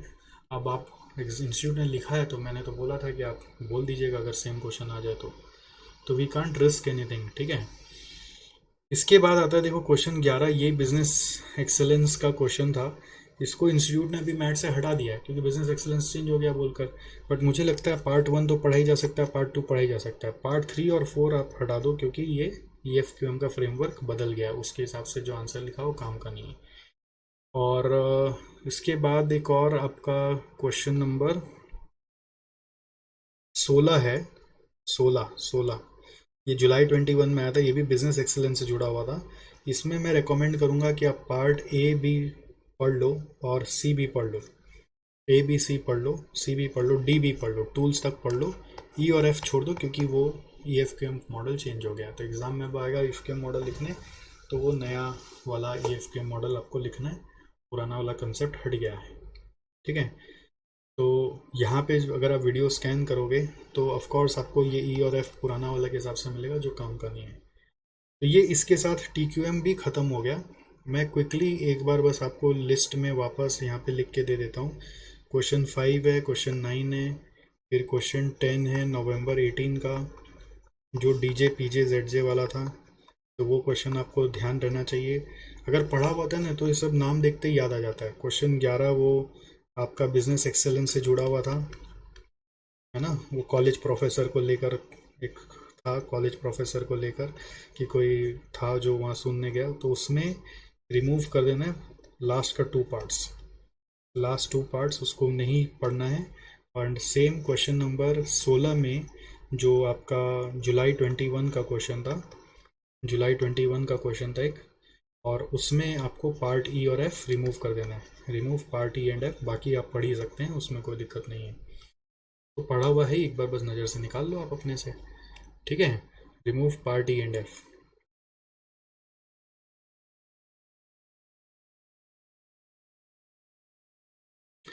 ठीक है। तो ये क्वेश्चन नंबर 11 जो था उस क्वेश्चन का रेफरेंस था RTP May 19, गेस्ट लेक्चरर वाला RTP May 19। मैं ये रेफरेंस इसलिए लिख दे रहा हूँ कि अगर अभी भी आप हमारा DJB बुक नहीं ले रखे हैं तो मैं नहीं चाहता आपका कोई नुकसान हो, तो आप ये रेफरेंस से क्वेश्चन को खोज के देख लीजिएगा। ठीक है, तो इसके साथ आपका TQM खत्म हुआ। चलिए नेक्स्ट आ जाइए, थ्योरी ऑफ कॉन्स्टेंट्स और थ्रूपुट अकाउंटिंग चैप्टर में। इसमें what is theory of bottleneck आपको पहले पूछा गया है, जो बेसिकली ये बताता है कि एक ऐसा सिस्टम है जिसमें हम कांस्टेंट को आइडेंटिफाई करते हैं, फिर एक्सप्लॉइट करते हैं, एलिवेट करते हैं, और until that is no longer a constant. फिर व्हाट इज बॉटलनेक आपको ये सब पता है, जहाँ पे कैपेसिटी कम हो। ऑब्जेक्टिव है TOC का एलिवेटिंग का कांस्टेंट। 5 स्टेप्स आपको याद रखना है, लर्न करना है, इससे क्वेश्चंस आते हैं अपने पास। कि सबसे पहले आपको कांस्टेंट को आइडेंटिफाई करना है, पता चलता है जहाँ पे ब्लॉकेजेस है, WA पे एक्यूमुलेटेड है, वहाँ पर कांस्टेंट्स होते हैं। एक्सप्लॉइट करना मतलब उसका ऑप्टिमम यूटिलाइजेशन करना है, इंश्योर करना है कि कांस्टेंट शुड नेवर स्टॉप। फिर subordinate everything to the constant and देखना है कि नॉन बॉटलनेक के हिसाब से ऑपरेट करे, अननेसेसरी बफर्स प्रोड्यूस ना करें। फिर कांस्टेंट का परफॉर्मेंस एलिवेट करना है, और उसके बाद ये प्रोसेस रिपीट करना है जब तक कि पूरे सिस्टम से 100% कांस्टेंट वाइप ऑफ नहीं हो जाए, जो कभी होता नहीं है, तो ये प्रोसेस कंटिन्यूसली चलते रहता है। ठीक है। अंडर मार्जिनल कॉस्टिंग और limiting factor concept, identify the key factor based on the resource leading to least production. हम लोग उस समय बोलते हैं वो कांस्टेंट है जो हम लोग को लीस्ट प्रोड्यूस करने दे रहा है। बट अंडर TOC हम लोगों का कांस्टेंट आइडेंटिफिकेशन होता है यूजिंग थ्रूपुट अकाउंटिंग रेशियो या फिर फिजिकल इन्वेस्टिगेशन करके। तो ये आइडेंटिफाई को लेकर यहाँ पर डिस्कशन बताया गया कैसे आइडेंटिफाई करते हैं कांस्टेंट को। तो कांस्टेंट आइडेंटिफाई करने के बाद एक्सप्लॉइट करना है, उसका सबऑर्डिनेट करना है everything to the constant, and then performance elevate करके आपको एलिवेट करना है, मतलब आप नया इन्वेस्टमेंट करोगे, न्यू इन्वेस्टमेंट अगर आपको लगता है करके उसका कैपेसिटी बढ़ा दिया जाए तो सही है। एक्सप्लॉइट करना मतलब जितना उसका कैपेसिटी है अभी पूरा उसको यूज़ करना, और एलिवेट करने का मतलब है कि उसमें न्यू इन्वेस्टमेंट करके उसका कैपेसिटी जितना रिक्वायर्ड है उतना बना देना, ताकि बार बार ये सबऑर्डिनेशन का जरूरत ना पड़े। ठीक है, तो न्यू इन्वेस्टमेंट करता है मतलब कैपेक्स लगता है। तो इसके ऊपर हमारे पास एक क्वेश्चन है, क्वेश्चन नंबर आप रेफरेंस में लिख लो, क्वेश्चन 2 है हमारा DJB का, जो Z प्लस सिक्योरिटी के हिसाब से नाम से दिया हुआ है। ये RTP May 18 का क्वेश्चन है। ठीक है, जिसमें हम लोग ये बात करें आइडेंटिफाई द कांस्टेंट के ऊपर, ये जिसमें हम लोग ये बात करें उसमें 2 प्रोसेस की बात हो रही है। एक है मैन्युफैक्चरिंग प्रोसेस, दूसरा इंस्टॉलेशन प्रोसेस। तो इंस्टॉलेशन प्रोसेस वहाँ पे बॉटलनेक है, तो जो इन्वेस्टमेंट करना है वो मैन्युफैक्चरिंग में करना है, ना कि इंस्टॉलेशन प्रोसेस में। तो ये वाला क्वेश्चन आप देख लो, जस्ट नज़र से निकाल लो। 2 प्रोसेस है, मैन्युफैक्चरिंग इंस्टॉलेशन। ये पे कैपेसिटी पूरा यूज़ हो रहा है तो ये बॉटलनेक है। तो जो इन्वेस्टमेंट करना है इंस्टॉलेशन में करोगे तो फ़ायदा होगा, मैन्युफैक्चर में कोई भी इन्वेस्टमेंट करके कोई फ़ायदा नहीं होने वाला। तो आइडेंटिफाई द बॉटलनेक है, फिर इंप्रूवमेंट इन इंस्टॉलेशन टेक्निक फ़ायदा है, और इंप्रूवमेंट इन मैन्युफैक्चरिंग टेक्निक का कोई फ़ायदा नहीं है। तो ये आइडेंटिफाई रिलेटेड एक क्वेश्चन था, बस आइडेंटिफाई करना आ गया तो क्वेश्चन हो गया। आगे हम लोग बढ़ते हैं। 9 रूल्स ऑफ सिंक्रोनस को छोड़ दीजिए, सब ज्ञान का चीज़ था। ड्रम बफर को छोड़ दीजिए। Advantages disadvantages of theory of constant, ये आपको लर्न करना है, थ्योरी की तरह कभी आपको चला के पूछा जा सकता है, और अभी तक तो नहीं आया है, बट एडवांटेजेस डिसएडवांटेजेस आप अपने आप एक बार देख सकते हैं। इसका पॉइंट्स एक बार रटने का कोशिश करिए आप। ठीक है, फिर आ रहा है थ्रूपुट अकाउंटिंग का comparison with marginal costing. Throughput accounting और थ्योरी ऑफ कांस्टेंट में क्या फ़र्क है कि थ्योरी ऑफ कांस्टेंट थोड़ा थ्योरेटिकल था, कि वो बताता था कि अप्रोचेस ऐसे ऐसे करो आपका परफॉर्मेंस एलिवेट हो जाएगा, बट उसी को मैथमेटिकल टर्म्स में कन्वर्ट जब करने गए तो थ्रूपुट अकाउंटिंग बन गया। तो थ्रूपुट अकाउंटिंग काम वही करा रहा है बट उसका मेजरमेंट्स वगैरह दे पा रहा है। तो पहला बात आता है marginal costing versus throughput accounting में फ़र्क क्या है। तो throughput accounting and limiting factor are different approaches. Limiting factor analysis यानी marginal costing are different approaches. Marginal costing जो है ना वो थोड़ा सा लॉन्ग टर्म में लगता है, but throughput accounting very short term में लगता है। 3 मंथ 6 मंथ्स का पीरियड को लेकर आप अगर सोचते हो अपना बिजनेस में तो थ्रूपुट अकाउंटिंग काम आता है, because in that 3 month 6 months period आप लेबर को जल्दी से निकाल नहीं सकते, और जो लेबर सारे के सारे फिक्स कॉस्ट पे काम कर रहे होते हैं because of the notice period. तो अगर उतना शॉर्ट पीरियड अगर आपका, तो आप थ्रूपुट अकाउंटिंग यूज़ करिए। थोड़ा लॉन्ग टर्म में तो मार्जिनल कॉस्टिंग में चले जाइए, दैट्स द आइडिया। ठीक है, तो इस बारे में यहाँ पे लिखा हुआ है, और एक और चीज़ बताया हुआ है कि मार्जिनल कॉस्टिंग और थ्रूपुट अकाउंटिंग में अप्रोप्रिएटनेस के लिए 2 चीज़ का ध्यान रखना है। एक, बहुत ज़्यादा रियली शॉर्ट टर्म का डिसीजन है तब थ्रूपुट अकाउंटिंग लगाओ, और दूसरा आप ये देखो वेरिएबल ओवरहेड का ट्रू नेचर क्या है। बहुत जगह आजकल हाईली ऑटोमेटेड एनवायरनमेंट में वेरिएबल ओवरहेड भी सारे फिक्स्ड ओवरहेड जैसे ही चलते हैं। तो अगर वो ट्रू नेचर में फिक्स्ड ओवरहेड जैसा ही है, वेरिएबल ओवरहेड फिक्स्ड ओवरहेड जैसा है, तो ये लगेगा, क्योंकि थ्रूपुट अकाउंटिंग में सिर्फ मटेरियल कॉस्ट को ही वेरिएबल कॉस्ट बनाया गया है। तो दो चीज़ पे डिसीजन बेस करता है, variability of labour and overheads. अगर ये वेरिएबल है तो थ्रूपुट अकाउंटिंग नहीं लगेगा। For throughput accounting this should be fixed, for throughput accounting this should be fixed. और time horizon for throughput accounting बहुत शॉर्ट पीरियड होना चाहिए, वेरी शॉर्ट पीरियड।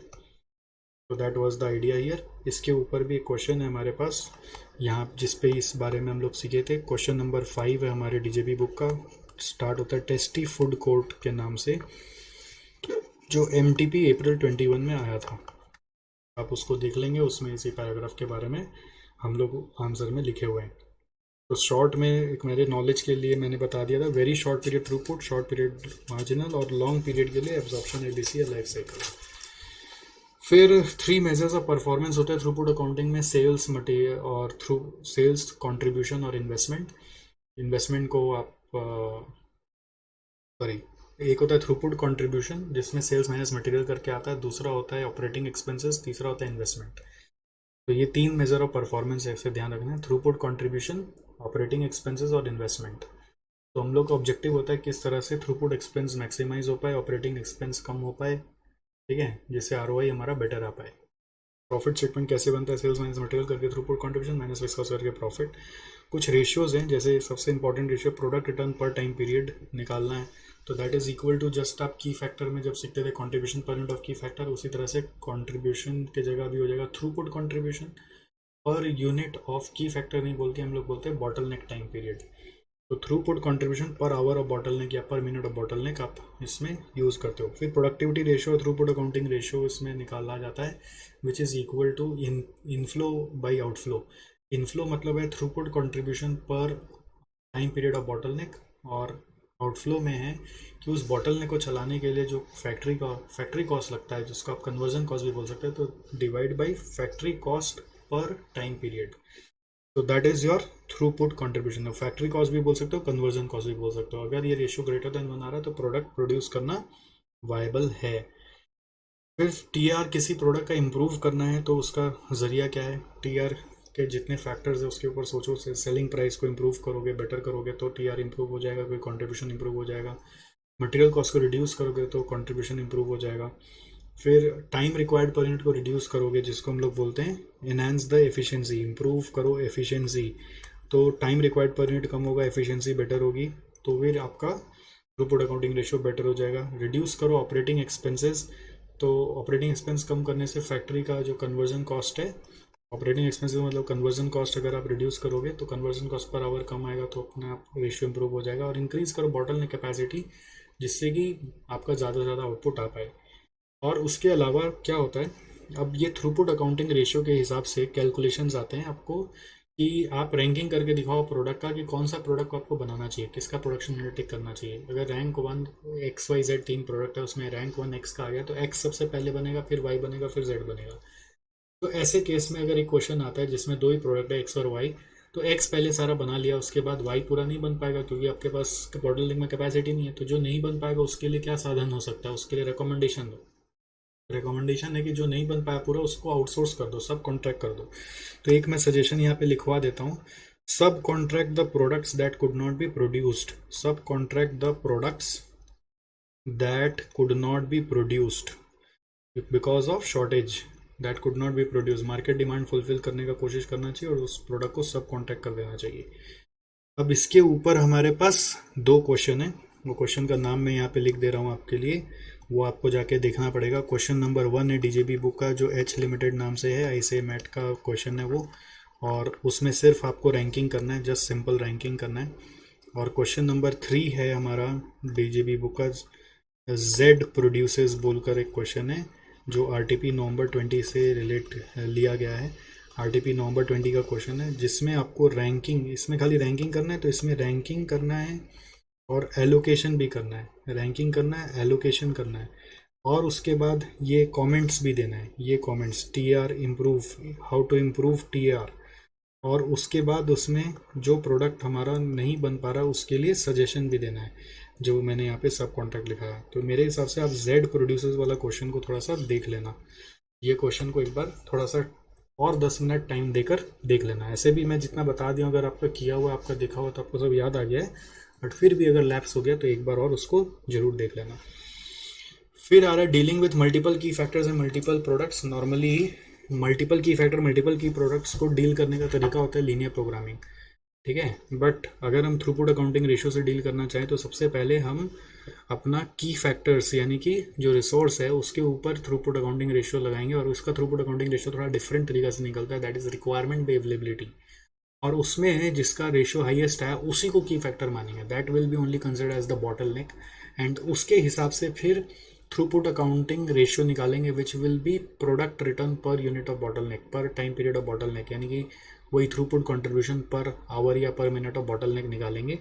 तो उसके हिसाब से फिर प्रोडक्ट का रैंकिंग करके एलोकेशन होगा। देखो यहाँ पे सबसे पहले क्या बोला, की फैक्टर रेशियो और क्रिटिकल रेशियो निकालो which is throughput accounting ratio of the key factors. उसमें जिसका ग्रेटर देन 1 आया वही की फैक्टर है, और उसमें से जो हाईएस्ट है that is the only bottle neck, assume that is the bottle neck. And फिर उसके हिसाब से कंट्रीब्यूशन पर, थ्रूपुट कंट्रीब्यूशन पर इनटू बॉटल नेक निकाल के रैंकिंग करो और फिर एलोकेशन कर दो। अगर कोई मिनिमम कमिटमेंट है तो सबसे पहले बनेगा, जो आप लोग की फैक्टर अप्रोच में सीखते हो। और use this approach only when it is asked in exam specifically, otherwise आप जो जनरल की फैक्टर अप्रोच जानते हो उसी से सम्स करोगे। उसका एक एग्जाम्पल उस समय समझाया हुआ था। और क्वेश्चंस में 2 क्वेश्चन और मेरे को लग रहा है जो आपको मैं बता दूं। एक है क्वेश्चन नंबर 4 जो अजंता डिजिटल सॉल्यूशन के नाम से है, अजंता डिजिटल सॉल्यूशन। ये आपका आईसीआई जर्नल या केस स्टडी डाइजेस्ट से लिया गया है, जिसमें एक नया चीज़ पूछा जा रहा है, एफिशिएंसी ऑफ बॉटलनेक। तो एफिशिएंसी रेशियो कोई भी निकालने का सिंपल तरीका होता है standard hours for actual output या standard time for actual output divided by actual time. तो ये बचपन से सीखते आ रहे लेबर कॉस्टिंग चैप्टर से, तो वो चीज़ को यूज़ करना है। फिर उसके बाद वहाँ पे रैंक करना है आपको on the basis of TR.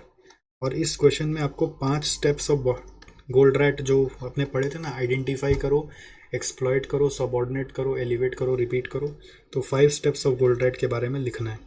तो ये क्वेश्चन एक बार देख लेना चाहिए, नज़र से निकालोगे तो काम हो जाएगा। और क्वेश्चन नंबर फिर आपका 6 है, क्वेश्चन नंबर 6 है जो डीएसी मैन्युफैक्चरर बोलकर है। ये जुलाई 21 का एग्ज़ाम में आया हुआ है, अगर आपने नहीं देखा हुआ है तो उसको एक बार देख लीजिए। जिसमें एकदम सिंपल सा बात है कि अगर आपको कोई इन्वेस्टमेंट करना है तो बॉटल नेक में इन्वेस्टमेंट करना वर्थ वाइल है भाई, नॉन बॉटल नेक में इन्वेस्ट करना वर्थ वाइल नहीं है। Investment in bottle neck is worth while, जो हम लोग ZLPS का क्वेश्चन में भी अभी ऊपर में समझे थे, इज़ वर्थ वाइल। और उसमें दूसरा बात ये भी बोल रहा है कि अगर आपको बोला जाए कॉस्ट ऑफ डिफेक्ट्स प्रोड्यूस्ड, ठीक है, कॉस्ट ऑफ डिफेक्ट्स अगर आपको बोला जाए तो कॉस्ट ऑफ डिफेक्ट्स बोल रहा है एक बार बॉटल नेक डिपार्टमेंट में निकालो, एक बार नॉन बॉटल नेक में निकालो। अगर बॉटल नेक में कोई डिफेक्ट बनता है ना तो उसका कॉस्ट में जो डिफेक्ट का वेरिएबल कॉस्ट है प्लस उसका कंट्रीब्यूशन लॉस भी लेना पड़ेगा, बिकॉज बॉटल नेक में कोई डिफेक्ट बन गया तो वो तो सिस्टम का आउटपुट ही कम कर देगा। और नॉन बॉटल नेक में अगर कोई डिफेक्ट आया तो उसका सिर्फ कॉस्ट ही लेना है आपको, कॉस्ट ऑफ प्रोडक्शन यानी वेरिएबल कॉस्ट ही लेना है। उसमें कंट्रीब्यूशन लॉस्ट का कोई बात नहीं, क्योंकि उसमें एक्स्ट्रा बना के हम अपना कंट्रीब्यूशन फिर भी रिकवर कर सकते हैं। तो ये 2 क्वेश्चन और मेरे नज़र में आपको करना है। तो ये देखिए क्वेश्चन नंबर 1 के बारे में मैंने आपको बता दिया कि यहाँ पे बस आपको throughput contribution per time period of bottle नेक निकालना है, और थ्रूपुट अकाउंटिंग रेशियो निकालने बोला है, इसका मतलब है कन्वर्जन कॉस्ट से डिवाइड भी करना है उसको। फिर 2 नंबर के बारे में मैंने आपको समझा ही दिया, इंस्टॉलेशन और मैन्युफैक्चरिंग प्रोसेस। 3 नंबर में मैंने आपको बताया वो RTP नवंबर 20 का जो क्वेश्चन है उसमें ये मेन है कि आप कैसे अपना थ्रूपुट अकाउंटिंग रेशियो को बेटर कर सकते हो, रेकमेंड द ऑप्शंस जो दिया हुआ है ना, तो ये इम्पॉर्टेंट है आपका, जो नॉर्मली आपको नहीं करना आता है। पार्ट 4 और 5 एक्चुअली प्राइसिंग चैप्टर से जुड़ा हुआ है, तो वो आप अपने आप पढ़ सकते हैं, उसमें मैं भी इंटरफेयर नहीं करूँगा, पढ़ लेना आप, छोड़ना नहीं। तो ठीक है, इसमें आपका Z और D नाम का 2 प्रोडक्ट है, आपने थ्रूपुट अकाउंटिंग रेशियो के हिसाब से रैंकिंग किया और एलोकेशन करके एक ऑप्टिमम प्लान बना दिया। और फिर जो रिकमेंडेशन है ये इसका थोड़ा सा यूनिक है, ये रिकमेंडेशन थोड़ा सा यूनिक है। ये सेकंड पार्ट जो है वो फिर भी हो जाएगा, उसमें कुछ नहीं है, मेन रिकमेंडेशन को ध्यान से पढ़िएगा। आप लोग का हैबिट होता है खाली प्रैक्टिकल वो कर लेते हैं, रिकमेंडेशन को ऊपर से निकाल देते हैं और एग्जाम में रिकमेंडेशन ज़्यादा मार्क्स का आता है, ठीक है। इसके बाद आपका क्वेश्चन नंबर 4 जो है अजंता वाला, इसका मैंने आपको बता दिया कि यहाँ पर अपने पास मेन है जो एफिशिएंसी रेशियो निकालने का वर्किंग है, जो मैंने आपको बताया यहाँ पर। उसके बाद आपका विच इज़ बेनिफिशियल, तो रैंकिंग करना आपको on the basis of throughput performance ratio, और वो 5 स्टेप्स गोल्ड रेट का लगाना है। वो थ्योरी की तरह आपको याद होना चाहिए। आइडेंटिफाई, एक्सप्लॉइट, एक्सप्लॉइट मतलब उसका 100% कैपेसिटी यूज़ करो, फिर सबॉर्डिनेट करो कि नॉन बॉटलनेक में ज़बरदस्ती का प्रोडक्शन ना हो रहा हो। एलिवेट करो मतलब एक्स्ट्रा अब कैपेक्स करके इन्वेस्टमेंट करके देखो, और रिपीट करते रहो प्रोसेस को। और टेस्टी फूड वाला भी अभी आपको बताया कि इसमें आपका 2 प्रोसेस है, जैसे आप देख रहे हैं बीटिंग और प्रिपेयरिंग। तो इसमें मेन क्या है ना, वो डिफेक्ट वाला चीज़ को आपको देख लेना है कि अगर हमारा कोई भी डिफेक्ट बना, वैसे तो यहाँ पर कप केक्स का थ्रूपुट अकाउंटिंग रेशियो दिया हुआ है, नहीं ये डिफेक्ट वाला क्वेश्चन नहीं है, टेस्टी फूड वाला, टेस्टी वाला जो क्वेश्चन था, टेस्टी वाला, हाँ ये वो अप्रोप्रिएटनेस वाला है, अप्रोप्रिएटनेस वाला। यहाँ पे थ्रूपुट अकाउंटिंग रेशियो निकालना, उसमें कोई प्रॉब्लम नहीं है। बैक फ्लश कॉस्टिंग के बारे में जो आपको जेआईटी से जुड़ा हुआ ज्ञान में लिख देना है, 2 मार्क का, ये तो आप आराम से लिख सकते हो। और ये अप्रोप्रिएटनेस इसका मेन पार्ट है, ये अप्रोप्रिएटनेस को मैंने वहाँ पे बता ही दिया, उसी चीज़ को आपको यहाँ लिख देना है। और फिर क्वेश्चन नंबर 6 में डीएससी मैन्युफैक्चर में, ये कास्टिंग और बॉन्डिंग में, ये जो जुलाई 21 का क्वेश्चन है, इसमें वो डिफेक्ट्स वाला का एक वर्किंग आप देख लीजिएगा, बस उससे काम हो जाएगा। बाकी तो बहुत आसान सा है, बाकी तो आप कैलकुलेटर में भी कर देंगे। जो जो खासम खास है वो मैं आपको बता दिया। तो इसके साथ थ्योरी ऑफ कॉन्स्टेंट का भी पढ़ाई खत्म हुआ।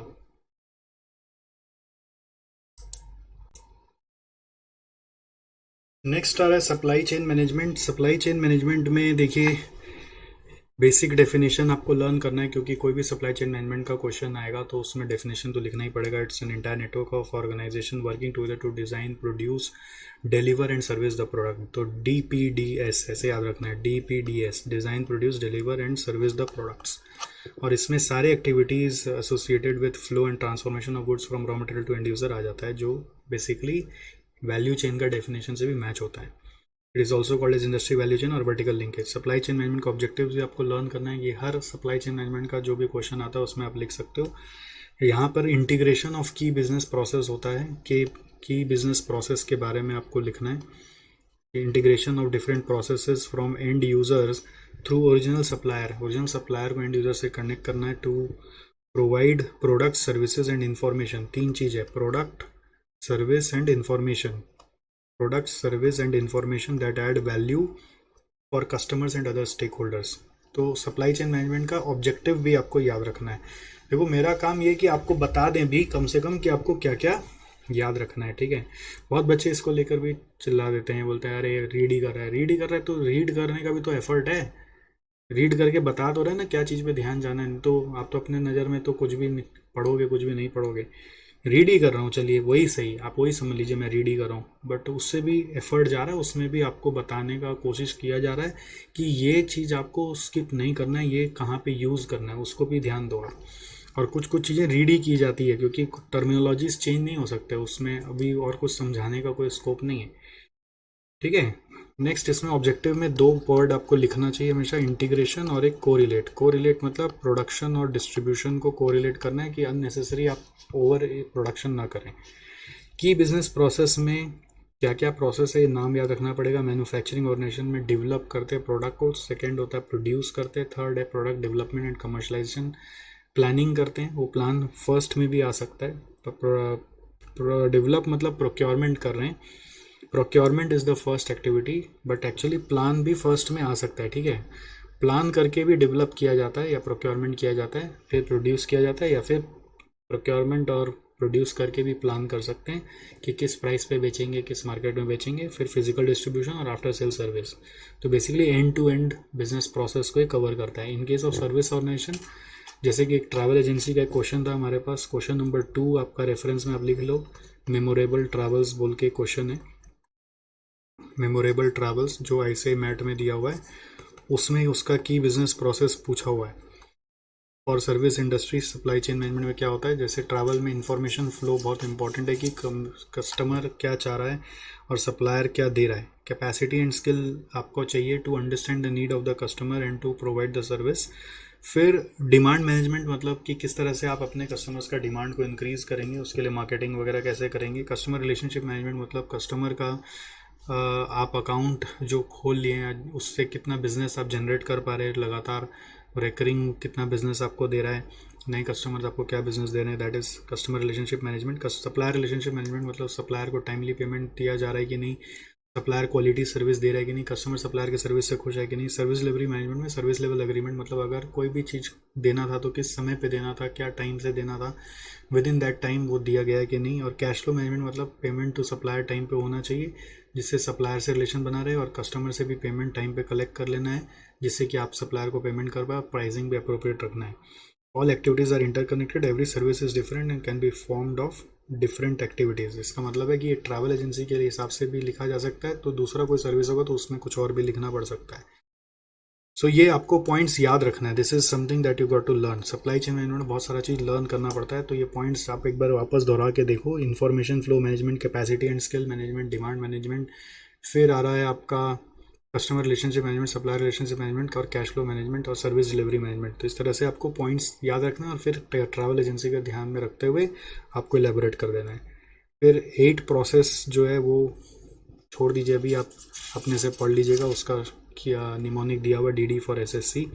फिर types of supply chain, push system है और पुल सिस्टम है, ये आपको पता है। पुश सिस्टम का main criteria forecast of IT, forecast using IT system. Pull system का मेन क्राइटेरिया है real time coordination between your different partners which is also suppose to be done using IT system. So upstream flow management एक तो था जिसमें supplier का management करते थे। इसको सप्लायर मैनेजमेंट में 2 पार्ट होता है, एक सप्लायर रिलेशनशिप और एक होता है procurement. Supplier relationship is about framework to develop and maintain suppliers communication. It is about setting up supplier strategy to have control over supplier. You can fix how many suppliers you will work with, from where the suppliers will be sourced, what will be their terms and condition, what will be the cost of quality, speed, cost of purchase, quality related issues क्या होगा, payment terms क्या होगा, and then you can also think of whether you should do that with your own or not. make or buy decision भी आप सोच सकते हो। Procurement मतलब क्या हुआ कि इंफॉर्मेशन टेक्नोलॉजी के माध्यम से आप किस तरह से सप्लायर से रिलेशनशिप मेंटेन कर सकते हैं, उनसे जो ट्रांजैक्शंस है उसको मैनेज कर सकते हैं। उसका फ़ायदा है कि रियल टाइम को रिपोर्ट्स मिल जाता है आपको, रियल टाइम में एग्जीक्यूशन हो जाता है और वो कॉस्ट एफिशिएंट होता है। उसका नुकसान है कि इसके लिए स्किल्स चाहिए, इन्वेस्टमेंट चाहिए, और सिस्टम क्रैश हो गया तो पूरा सिस्टम अटक सकता है। प्रोक्योरमेंट में 3 पार्ट होता है। सोर्सिंग मतलब सप्लायर कहाँ है वो खोज लो। सोर्सिंग के बाद परचेजिंग मतलब परचेज ऑर्डर भेज दो। पेमेंट मतलब आप जब रिसीव हो जाए तो पेमेंट भी ऑनलाइन कर दो। तो इसमें अपस्ट्रीम सप्लाई चेन मैनेजमेंट का एक बेनिफिट्स रिलेटेड क्वेश्चन था जनवरी 21 में। वो क्वेश्चन में बेनिफिट्स क्या क्या सिखाया गया वो मैं आपको एक बार बता देता हूँ। तो बेनिफिट्स में नंबर 1 आप लिख लो, एक्सटेंडेड वैल्यू चेन। अगर आपने अपडेट नहीं किया हुआ है तो ये एक्सटेंडेड वैल्यू चेन है आपका। सप्लायर को मैनेज करना, मतलब बेसिकली आप इनबाउंड लॉजिस्टिक्स से अपना वैल्यू चेन स्टार्ट करते हो, बट उसी से के पीछे सप्लायर है। तो supplier management is an extended value chain management which helps you to improvise your own value chain. दूसरा, it helps you to reduce the number of suppliers, reduction in number of suppliers. इससे फ़ायदा क्या होता है कि आप कम supplier से काम करते हो ना, बेटर क्वालिटी निकाल पाते हो, बेटर टर्म्स एंड कंडीशंस आप उनसे नेगोशिएट कर पाते हो, better terms and condition, T&C मैंने लिख दिया। तीसरा पॉइंट आपका डिलीवरी में भी रिलायबिलिटीज़ बढ़ जाता है, बिकॉज आप सप्लायर से काम करो तो टाइम पे वो लोग डिलीवर भी करेंगे। इस तरह से आप कस्टमर को भी टाइमली कमिटमेंट दे पाते हो। एक आता है फिर डाउनस्ट्रीम फ्लो मैनेजमेंट जो कस्टमर मैनेजमेंट के ऊपर है। इसमें आपको ध्यान देना है, जैसे ये रिलेशनशिप मार्केटिंग है, ये 6 मार्केट मॉडल, ये भी एग्जाम में एक बार आया हुआ है, तो इसको भी आपको कवर करना चाहिए कि 6 तरह का कौन कौन सा मार्केट है। इंटरनल मार्केट जो स्टाफ से जुड़ा हुआ है, रेफरल मार्केट जो आपके कस्टमर रेफर कर रहे हैं उनके लिए, इन्फ्लुएंस मार्केट जो इन्फ्लुएंसर से आ रहे हैं जैसे कि न्यूज़ चैनल से आ रहे हैं या फिर कोई कॉलेज यूनिवर्सिटी से इन्फ्लुएंस होकर आ रहे हैं। आजकल तो इन्फ्लुएंसर मतलब सोशल मीडिया इन्फ्लुएंसर भी हो गया। रिक्रूटमेंट मार्केट रिक्रूटमेंट मार्केट मतलब कोई रिक्रूटमेंट एजेंसी है या फिर कोई कैंपस रिक्रूटमेंट यूनिवर्सिटी के थ्रू होता है वो। सप्लायर मार्केट मतलब आपके सप्लायर्स, और कस्टमर मार्केट मतलब आपके कस्टमर। कस्टमर में एक्सटर्नल कस्टमर भी होता है और इंटरनल कस्टमर भी होता है। इंटरनल कस्टमर को इंटरनल मार्केट में कवर कर लिया गया है। फिर कस्टमर रिलेशनशिप मैनेजमेंट आता है जिसमें आप कस्टमर का अकाउंट एनालिसिस करते हो और कस्टमर का पहले बिहेवियर एनालिसिस करके उसको सीआरएम में ट्रैक करके, उसमें भी 3 लेवल होते हैं, ऑपरेशनल सीआरएम, कोलैबोरेटिव सीआरएम और एक एनालिटिकल सीआरएम। लेवल होते हैं ऐसे ऑपरेशनल, एनालिटिकल और कोलैबोरेटिव।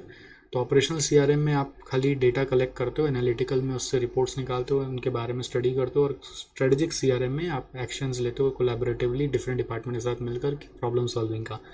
फिर कस्टमर अकाउंट प्रॉफिटेबिलिटी आप चेक करते हो, उसमें कस्टमर प्रॉफिटेबिलिटी एनालिसिस निकालकर कस्टमर लाइफ टाइम वैल्यू आप चेक करते हो।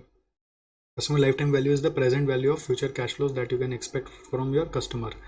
और लास्टली फिर आप कस्टमर सिलेक्शन करते हो, who will be the customer.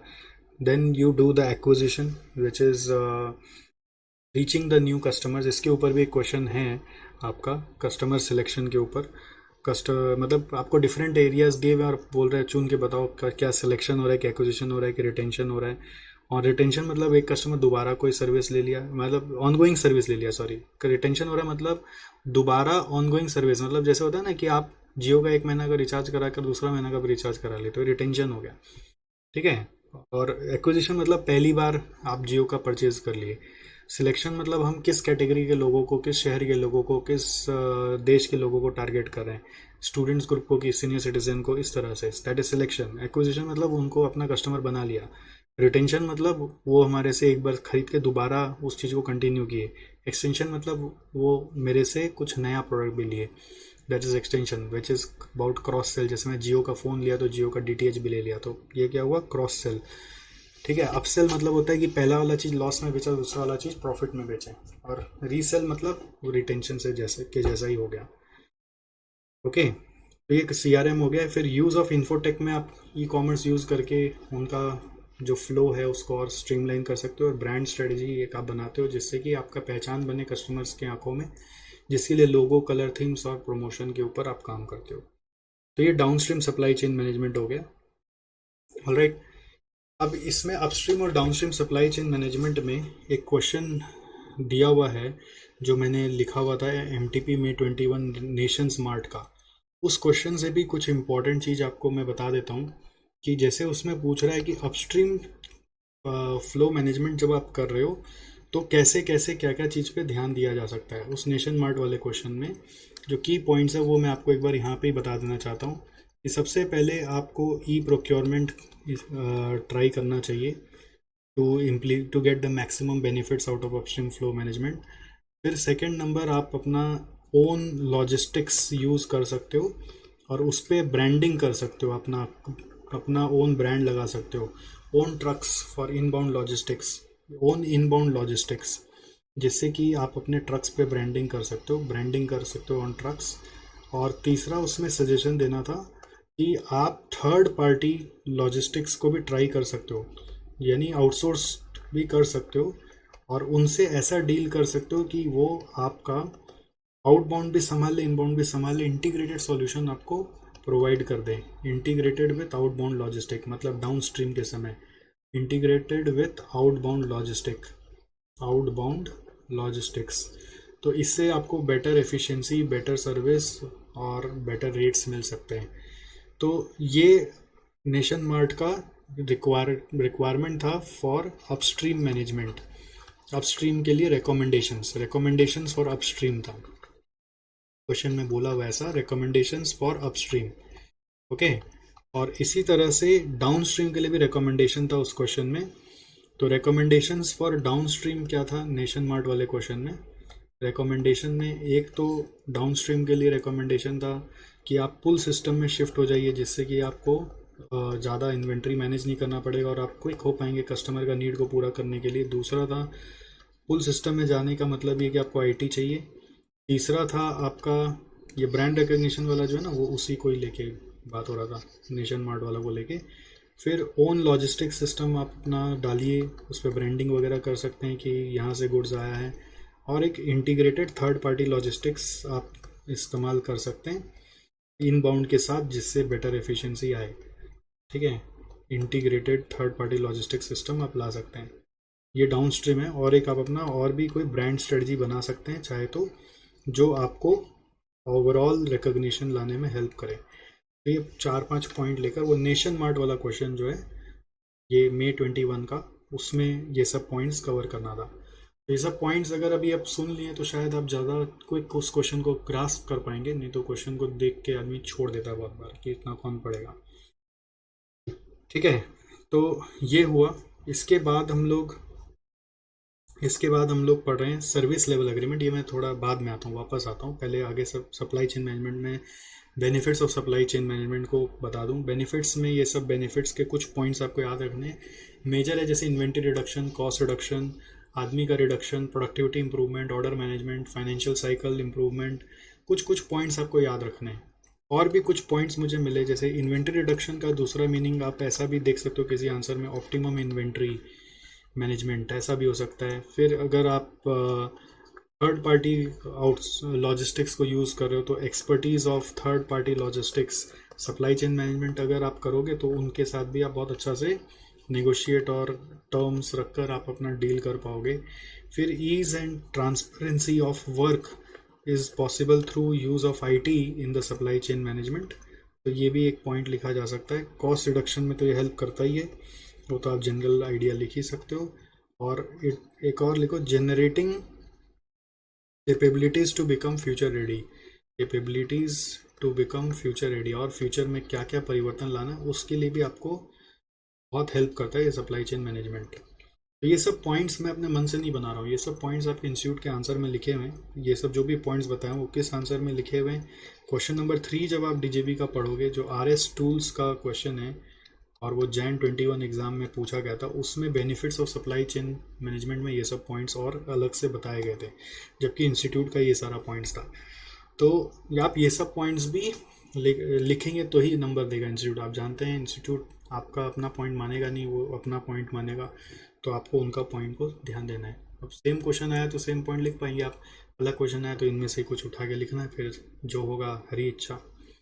ठीक है, फिर सप्लाई चेन मैनेजमेंट इन ई कॉमर्स में पुल सिस्टम चलता है। ई कॉमर्स का कुछ फीचर्स है कि customer wants fast delivery, buyers can be in any corner of the world, orders can come at any point of time, and SCM यानी supply chain management needs to be there to deliver on time. ये features of e commerce है। और ERP e commerce के लिए must होता है।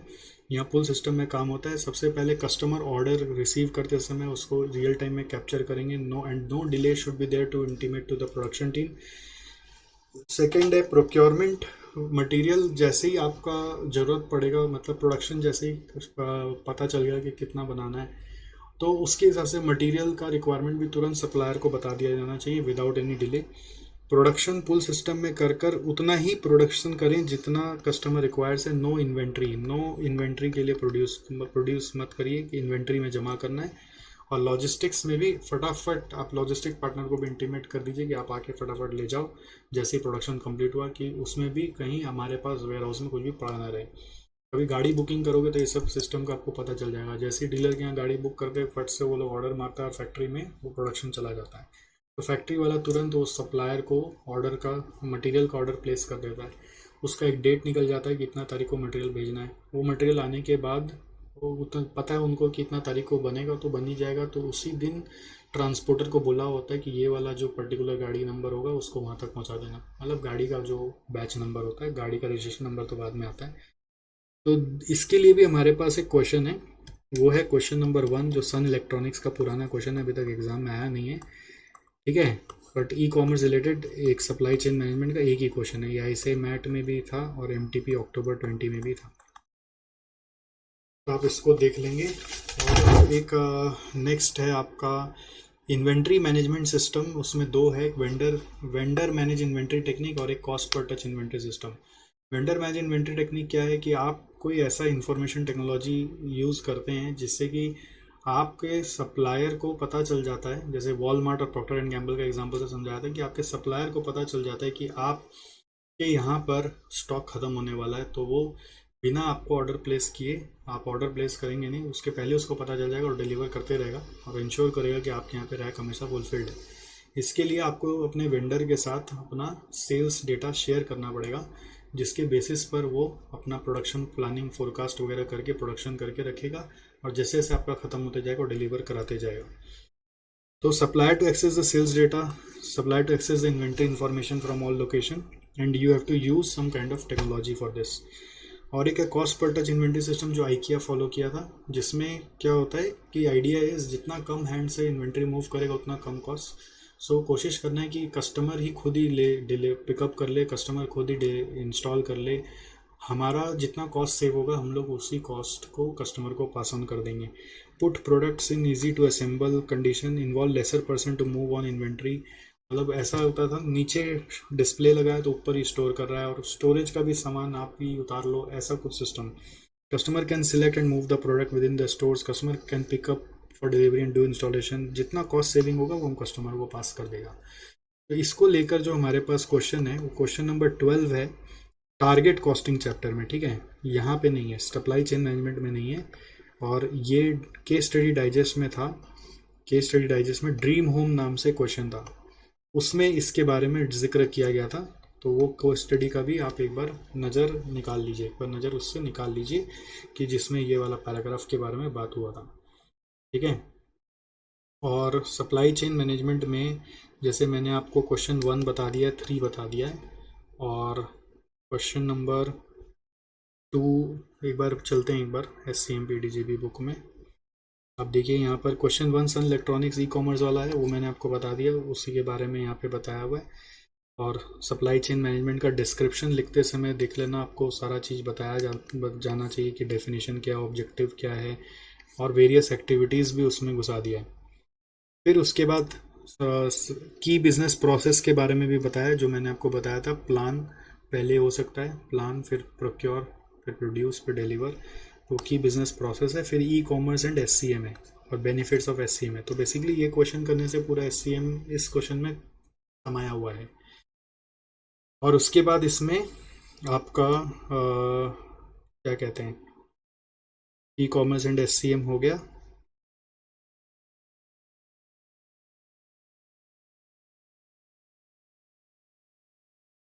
Next आ रहा है क्वेश्चन नंबर 2, ये मेमोरेबल ट्रैवल वाला क्वेश्चन है, जिसमें की business process for service industry थोड़ा डिफरेंट होता है। Information flow, customer relationship management, supplier relationship management, delivery, cash flow, बता था ना। तो उसका की बिजनेस प्रोसेस के लिए ये क्वेश्चन कराया जाता है। बाकी तो मन से लिखने का है, क्वेश्चन पढ़ के जो आपको क्लिक करेगा उसके हिसाब से लिखने का है। कि पहला जैसे था ना कि define the objectives of memorable travel should have been considered incorporating the supply chain management। तो objectives क्या होना चाहिए as per the question आपको यहाँ पे लिखना पड़ेगा। तो ये भी एक बार आप देख लीजिए ऑब्जेक्टिव क्या होना चाहिए, ये भी ज़रूरी है, क्योंकि अगर पॉइंट एकदम नहीं है, माइंड में ब्लैंक है, तो ये मत सोचिएगा कि आपसे हो जाएगा। अगर एकदम पॉइंट नहीं है तो एक बार पढ़ना चाहिए, और पॉइंट है दिमाग में तो आगे बढ़ जाएंगे। फिर एक और यहाँ पे क्वेश्चन है कि आप बताइए कौन कौन सा अपस्ट्रीम पार्टनर उसका हो सकता है। एक ट्रैवल एजेंसी में अपस्ट्रीम में यानी सप्लायर में कौन कौन हो सकता है, तो अपस्ट्रीम का पार्टनर्स कौन कौन हो सकता है, ये भी एक अच्छा क्वेश्चन है। अपस्ट्रीम पार्टनर्स में ट्रैवल एजेंट्स का ट्रांसपोर्ट वाला हो सकता है, लॉजिंग वाला हो सकता है, फूड प्रोड्यूसर हो सकता है, टूरिस्ट अट्रैक्शन वाले लोग हो सकते हैं, जिससे वो सर्विस खरीद के अपने कस्टमर को पैकेज बना के देता है, राइट। और ये आ गया इसमें एक पॉइंट मैं मिस कर गया था, कैपेसिटी एंड स्किल मैनेजमेंट, और दूसरा मिस करके था डिमांड मैनेजमेंट, तो वो आप देख लीजिएगा। तीसरा वो RS टूल्स का जो Jan 21 का क्वेश्चन था, जिसमें मैंने आपको बोला था कि कुछ और बेनिफिट्स मुझे मिले थे जो इंस्टीट्यूट का उसमें नहीं था, बट यहाँ पे दिया हुआ था। और इसमें how supplier relationship management is going to help, तो वो बेनिफिट्स जो मैं अलग से लिखाया था वो, और ई प्रोक्योरमेंट के बारे में यहाँ पे लिखना है। बाकी दो जो है ये कॉन्टेक्स्ट ओरिएंटेड है, जो केस स्टडी से जुड़ा हुआ है, तो ये भी मैंने डिस्कस कर लिया था आपके साथ, है ना। तो यहाँ पर जो मैंने आपके साथ ये डिस्कस किया था ना बेनिफिट्स वाला पार्ट, ये Jan 21 का, ये क्वेश्चन नंबर 3 था, RS टूल्स। और RS टूल्स में ये भी आया है, ई प्रोक्योरमेंट भी आया है, क्वेश्चन 3 DJB का। और उसके बाद क्वेश्चन नंबर 2 मेमोरेबल ट्रैवल्स का जो था वो यहाँ पे मैंने आपको बता ही दिया।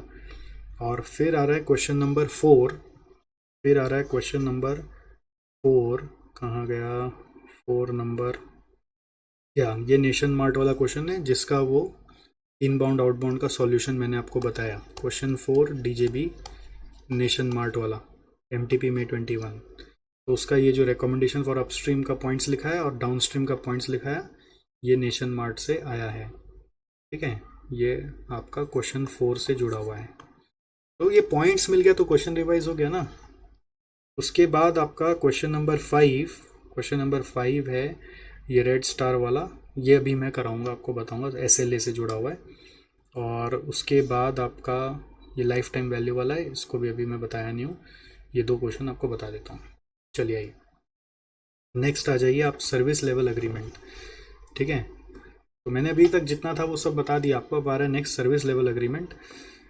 सर्विस लेवल अग्रीमेंट मतलब होता है कि आप एक फॉर्मल या फिर इनफॉर्मल कॉन्ट्रैक्ट करते हो अपने कस्टमर के साथ कि मैं आपको कितना समय में क्या सर्विस दूंगा, अगर नहीं दिया तो उसका पेनल्टी वगैरह इसमें लिखा हुआ होता है।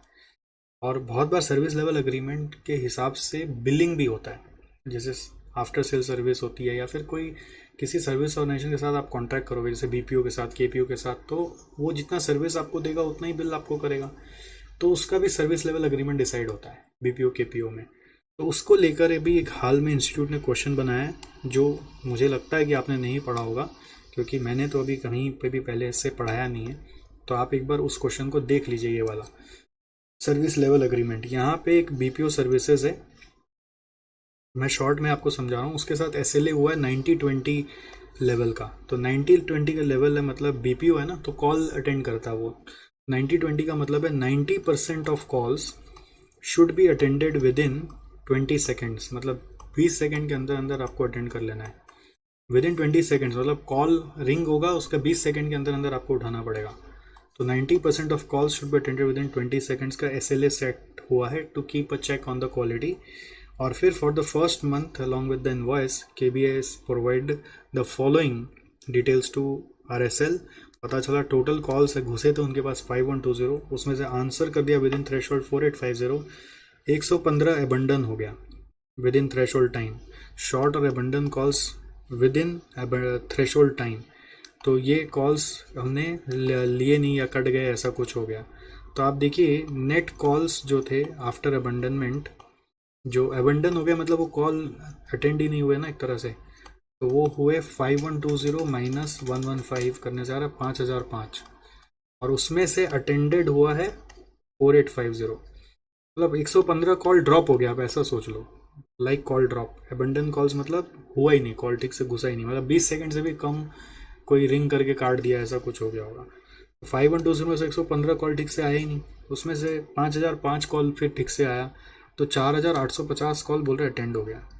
तो CFO while authorizing the payment queues generated by the account in ERP come across KIBS payment, he immediately seeks a copy of SLA from legal but not able to understand the technical aspect, hence he decided to calls you management accountant to explain few terms. So what is the SLA threshold and what is the threshold time in this case? तो SLA threshold मतलब कि limit क्या है, तो limit is यहाँ पे 20 seconds है, 90-20 से समझ में आ रहा है।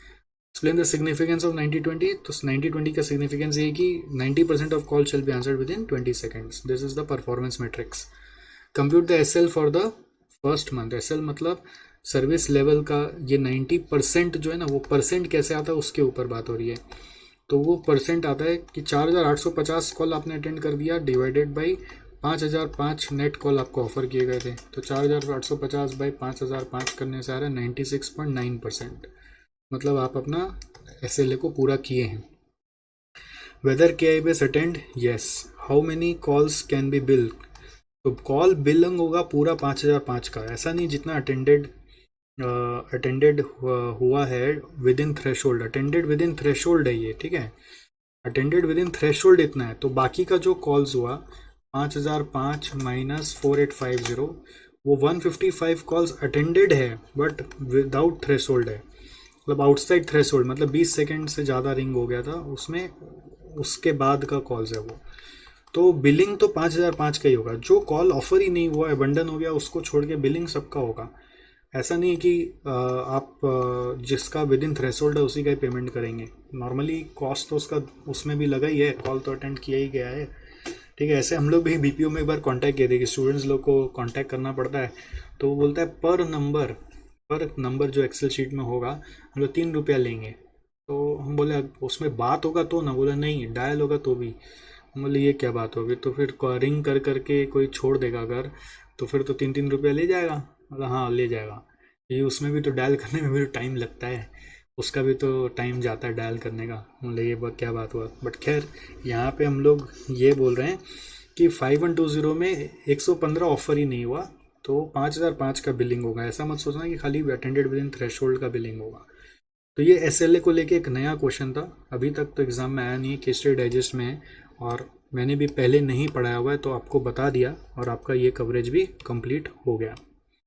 ठीक है दोस्त, तो एसएलए में एक नया क्वेश्चन था, कितना नंबर क्वेश्चन था वो, what was the question number 5, question 5, red star limited. Question number 5, red star limited,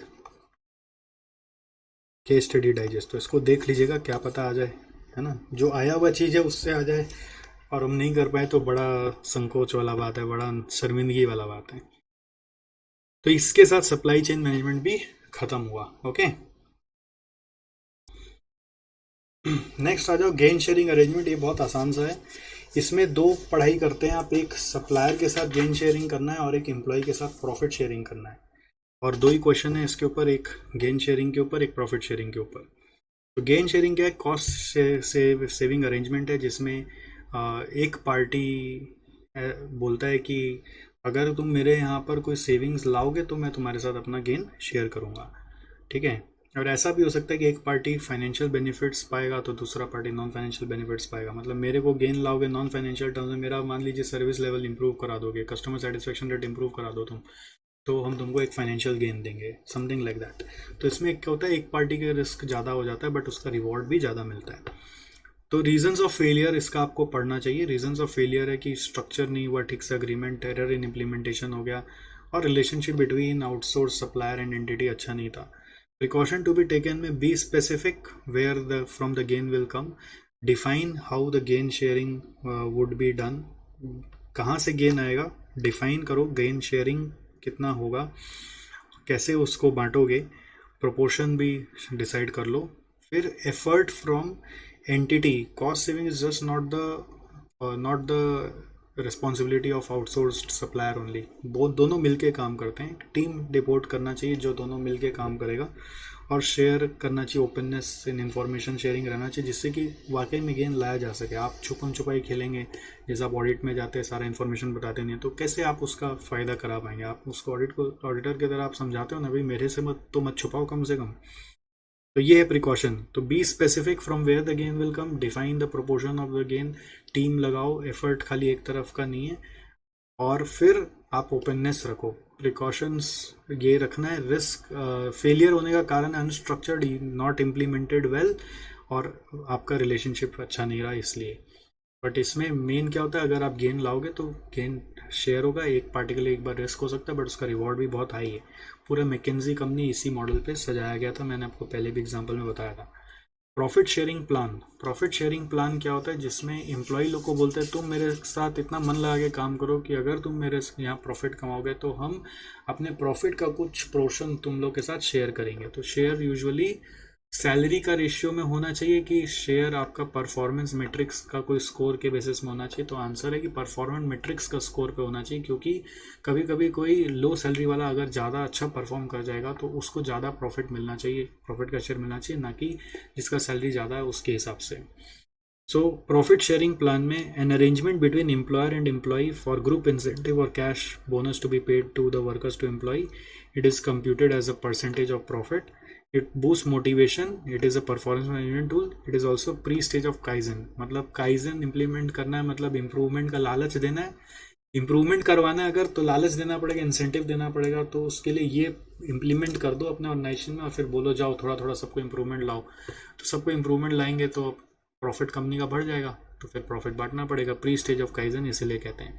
इसका success is dependent on defining the profit, क्या प्रॉफिट होगा, पीबीआईटी है कि पैट है, ठीक है, और percentage of profit to be shared, और ratio in which the amount would be shared among the employees. Criteria में सैलरी होता है या परफॉर्मेंस स्कोर होता है, बट ज़्यादा बेटर है कि आप परफॉर्मेंस स्कोर पे शेयर करें। ठीक है, तो ये ख़त्म हो गया, और इस पे दो क्वेश्चन है।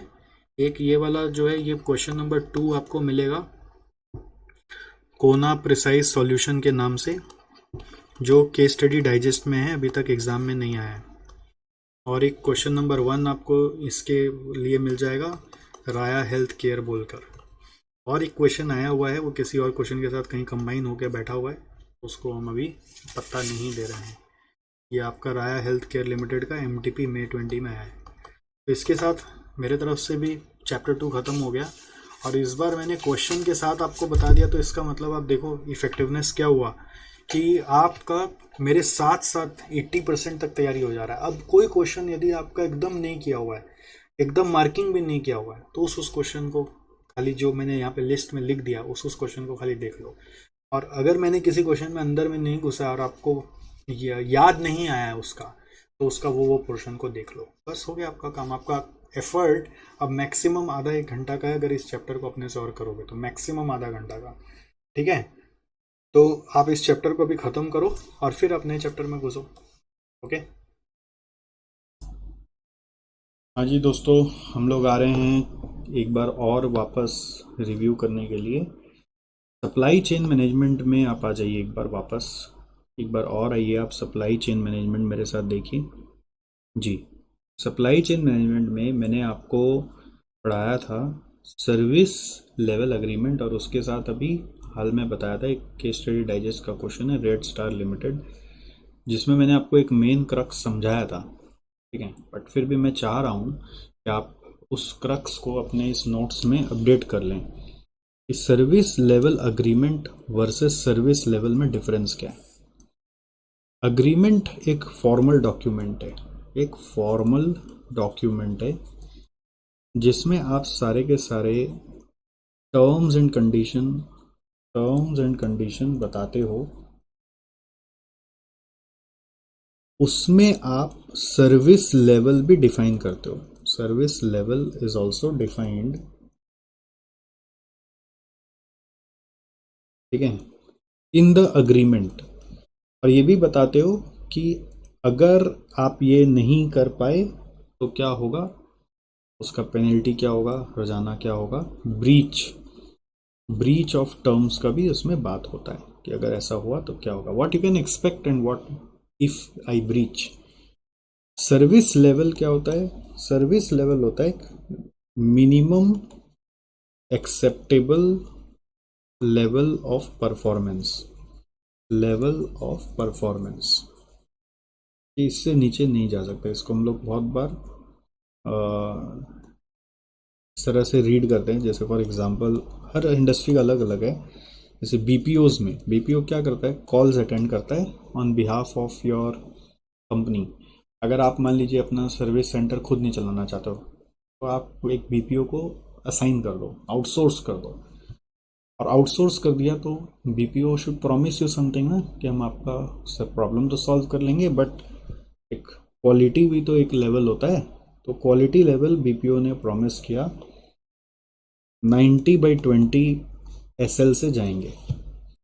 अब 90/20 SL क्या है, BPO कह रहा है मैं ये SL आपको प्रॉमिस कर रहा हूँ सर्विस लेवल। इसका मतलब क्या है, 90% of calls will be answered within 20 seconds, will be answered within 20 seconds। तो ये एक हमारा सर्विस लेवल है जिसको हम BPO के साथ टर्म्स एंड कंडीशन में लिखवा देंगे, ठीक है, SLA में लिखवा देंगे इसको। तो SLA और SL क्या है, SL इज द काम, उसका क्वालिटी पैरामीटर, और SLA is the broad document which is defining the quality as well as what if you don't meet the quality, ठीक है। तो this is something new that you have to note. और वही मैंने जो question आपको mark करके दिया था रेड स्टार वाला, उसमें आपको बताया था। मैं चाह रहा था कि बस आप यहाँ पे लिख लो। इसका कैलकुलेशन है, जैसे मान लीजिए वही वो रेड स्टार वाले क्वेश्चन में ही आया था ये, कि मान लीजिए टोटल कॉल्स आपके पास अगर आपके पास 5000 आए, ठीक है, उसमें से कुछ शॉर्ट कॉल्स होते हैं या अबंडेंट कॉल्स होते हैं कि किसी ने ना पूरा रिंग ही नहीं किया। अबंडेंट कॉल्स या शॉर्ट कॉल्स होते हैं जो मान लीजिए 300 है, और तो यू कैन से 4700 कॉल रिसीव किए गए, और पता चला कॉल रिसीव में से आपका call answered within 20 second जो है, आंसर्ड विद इन 20 सेकेंड्स, वो आपका फॉर एग्जाम्पल 4500 है। तो 200 कॉल आंसर किया गया बट वो लिमिट नहीं मीट किया। लिमिट को बोलते हैं थ्रेशोल्ड। अगर आपसे पूछेगा थ्रेशोल्ड क्या है, यहाँ पे थ्रेशोल्ड है 20 सेकेंड्स, इससे लेट नहीं होना चाहिए, जिसको बोलते हैं threshold. 20 second is also called as threshold. तो ये कॉल आंसर किया but it was greater than 20 seconds. Call answer किया but it was greater than 20 seconds. So इसमें therefore you can say call answered within 20 seconds अगर 4500, तो मेरा वो 90% limit आया कि नहीं आया वो मैं देखना चाहूँगा। Call answered within 20 seconds कितना हुआ, अब परसेंटेज आप निकाल दीजिए, परसेंटेज। तो 4500 डिवाइडेड बाई क्या होगा, दिस इज द क्वेश्चन। जो अबंडेंट कॉल्स है उसको छोड़ दीजिए। तो 4500 बाई 4700, 4500 बाई 4700, 95.74 आ रहा है। मतलब थ्रेशोल्ड और लिमिट जो सेट किया हुआ वो मीट हो गया। समझ में आया आपको? थ्रेशोल्ड और जो लिमिट सेट किया हुआ है वो मीट हो गया। 20 सेकेंड्स में अगर 95% आंसर्ड है तो ठीक है। तो पेमेंट कितना का करिएगा? पेमेंट पूरा आंसर्ड का करेंगे, इसका बिलिंग होगा। बट क्वालिटी स्टैंडर्ड आपने जो सेट किया 90% का सेट किया ना, तो 95% दे रहा है, तो मतलब आप रिलाई कर सकते हैं, यू कैन रिलाई। तो ये एक नया चीज़ था।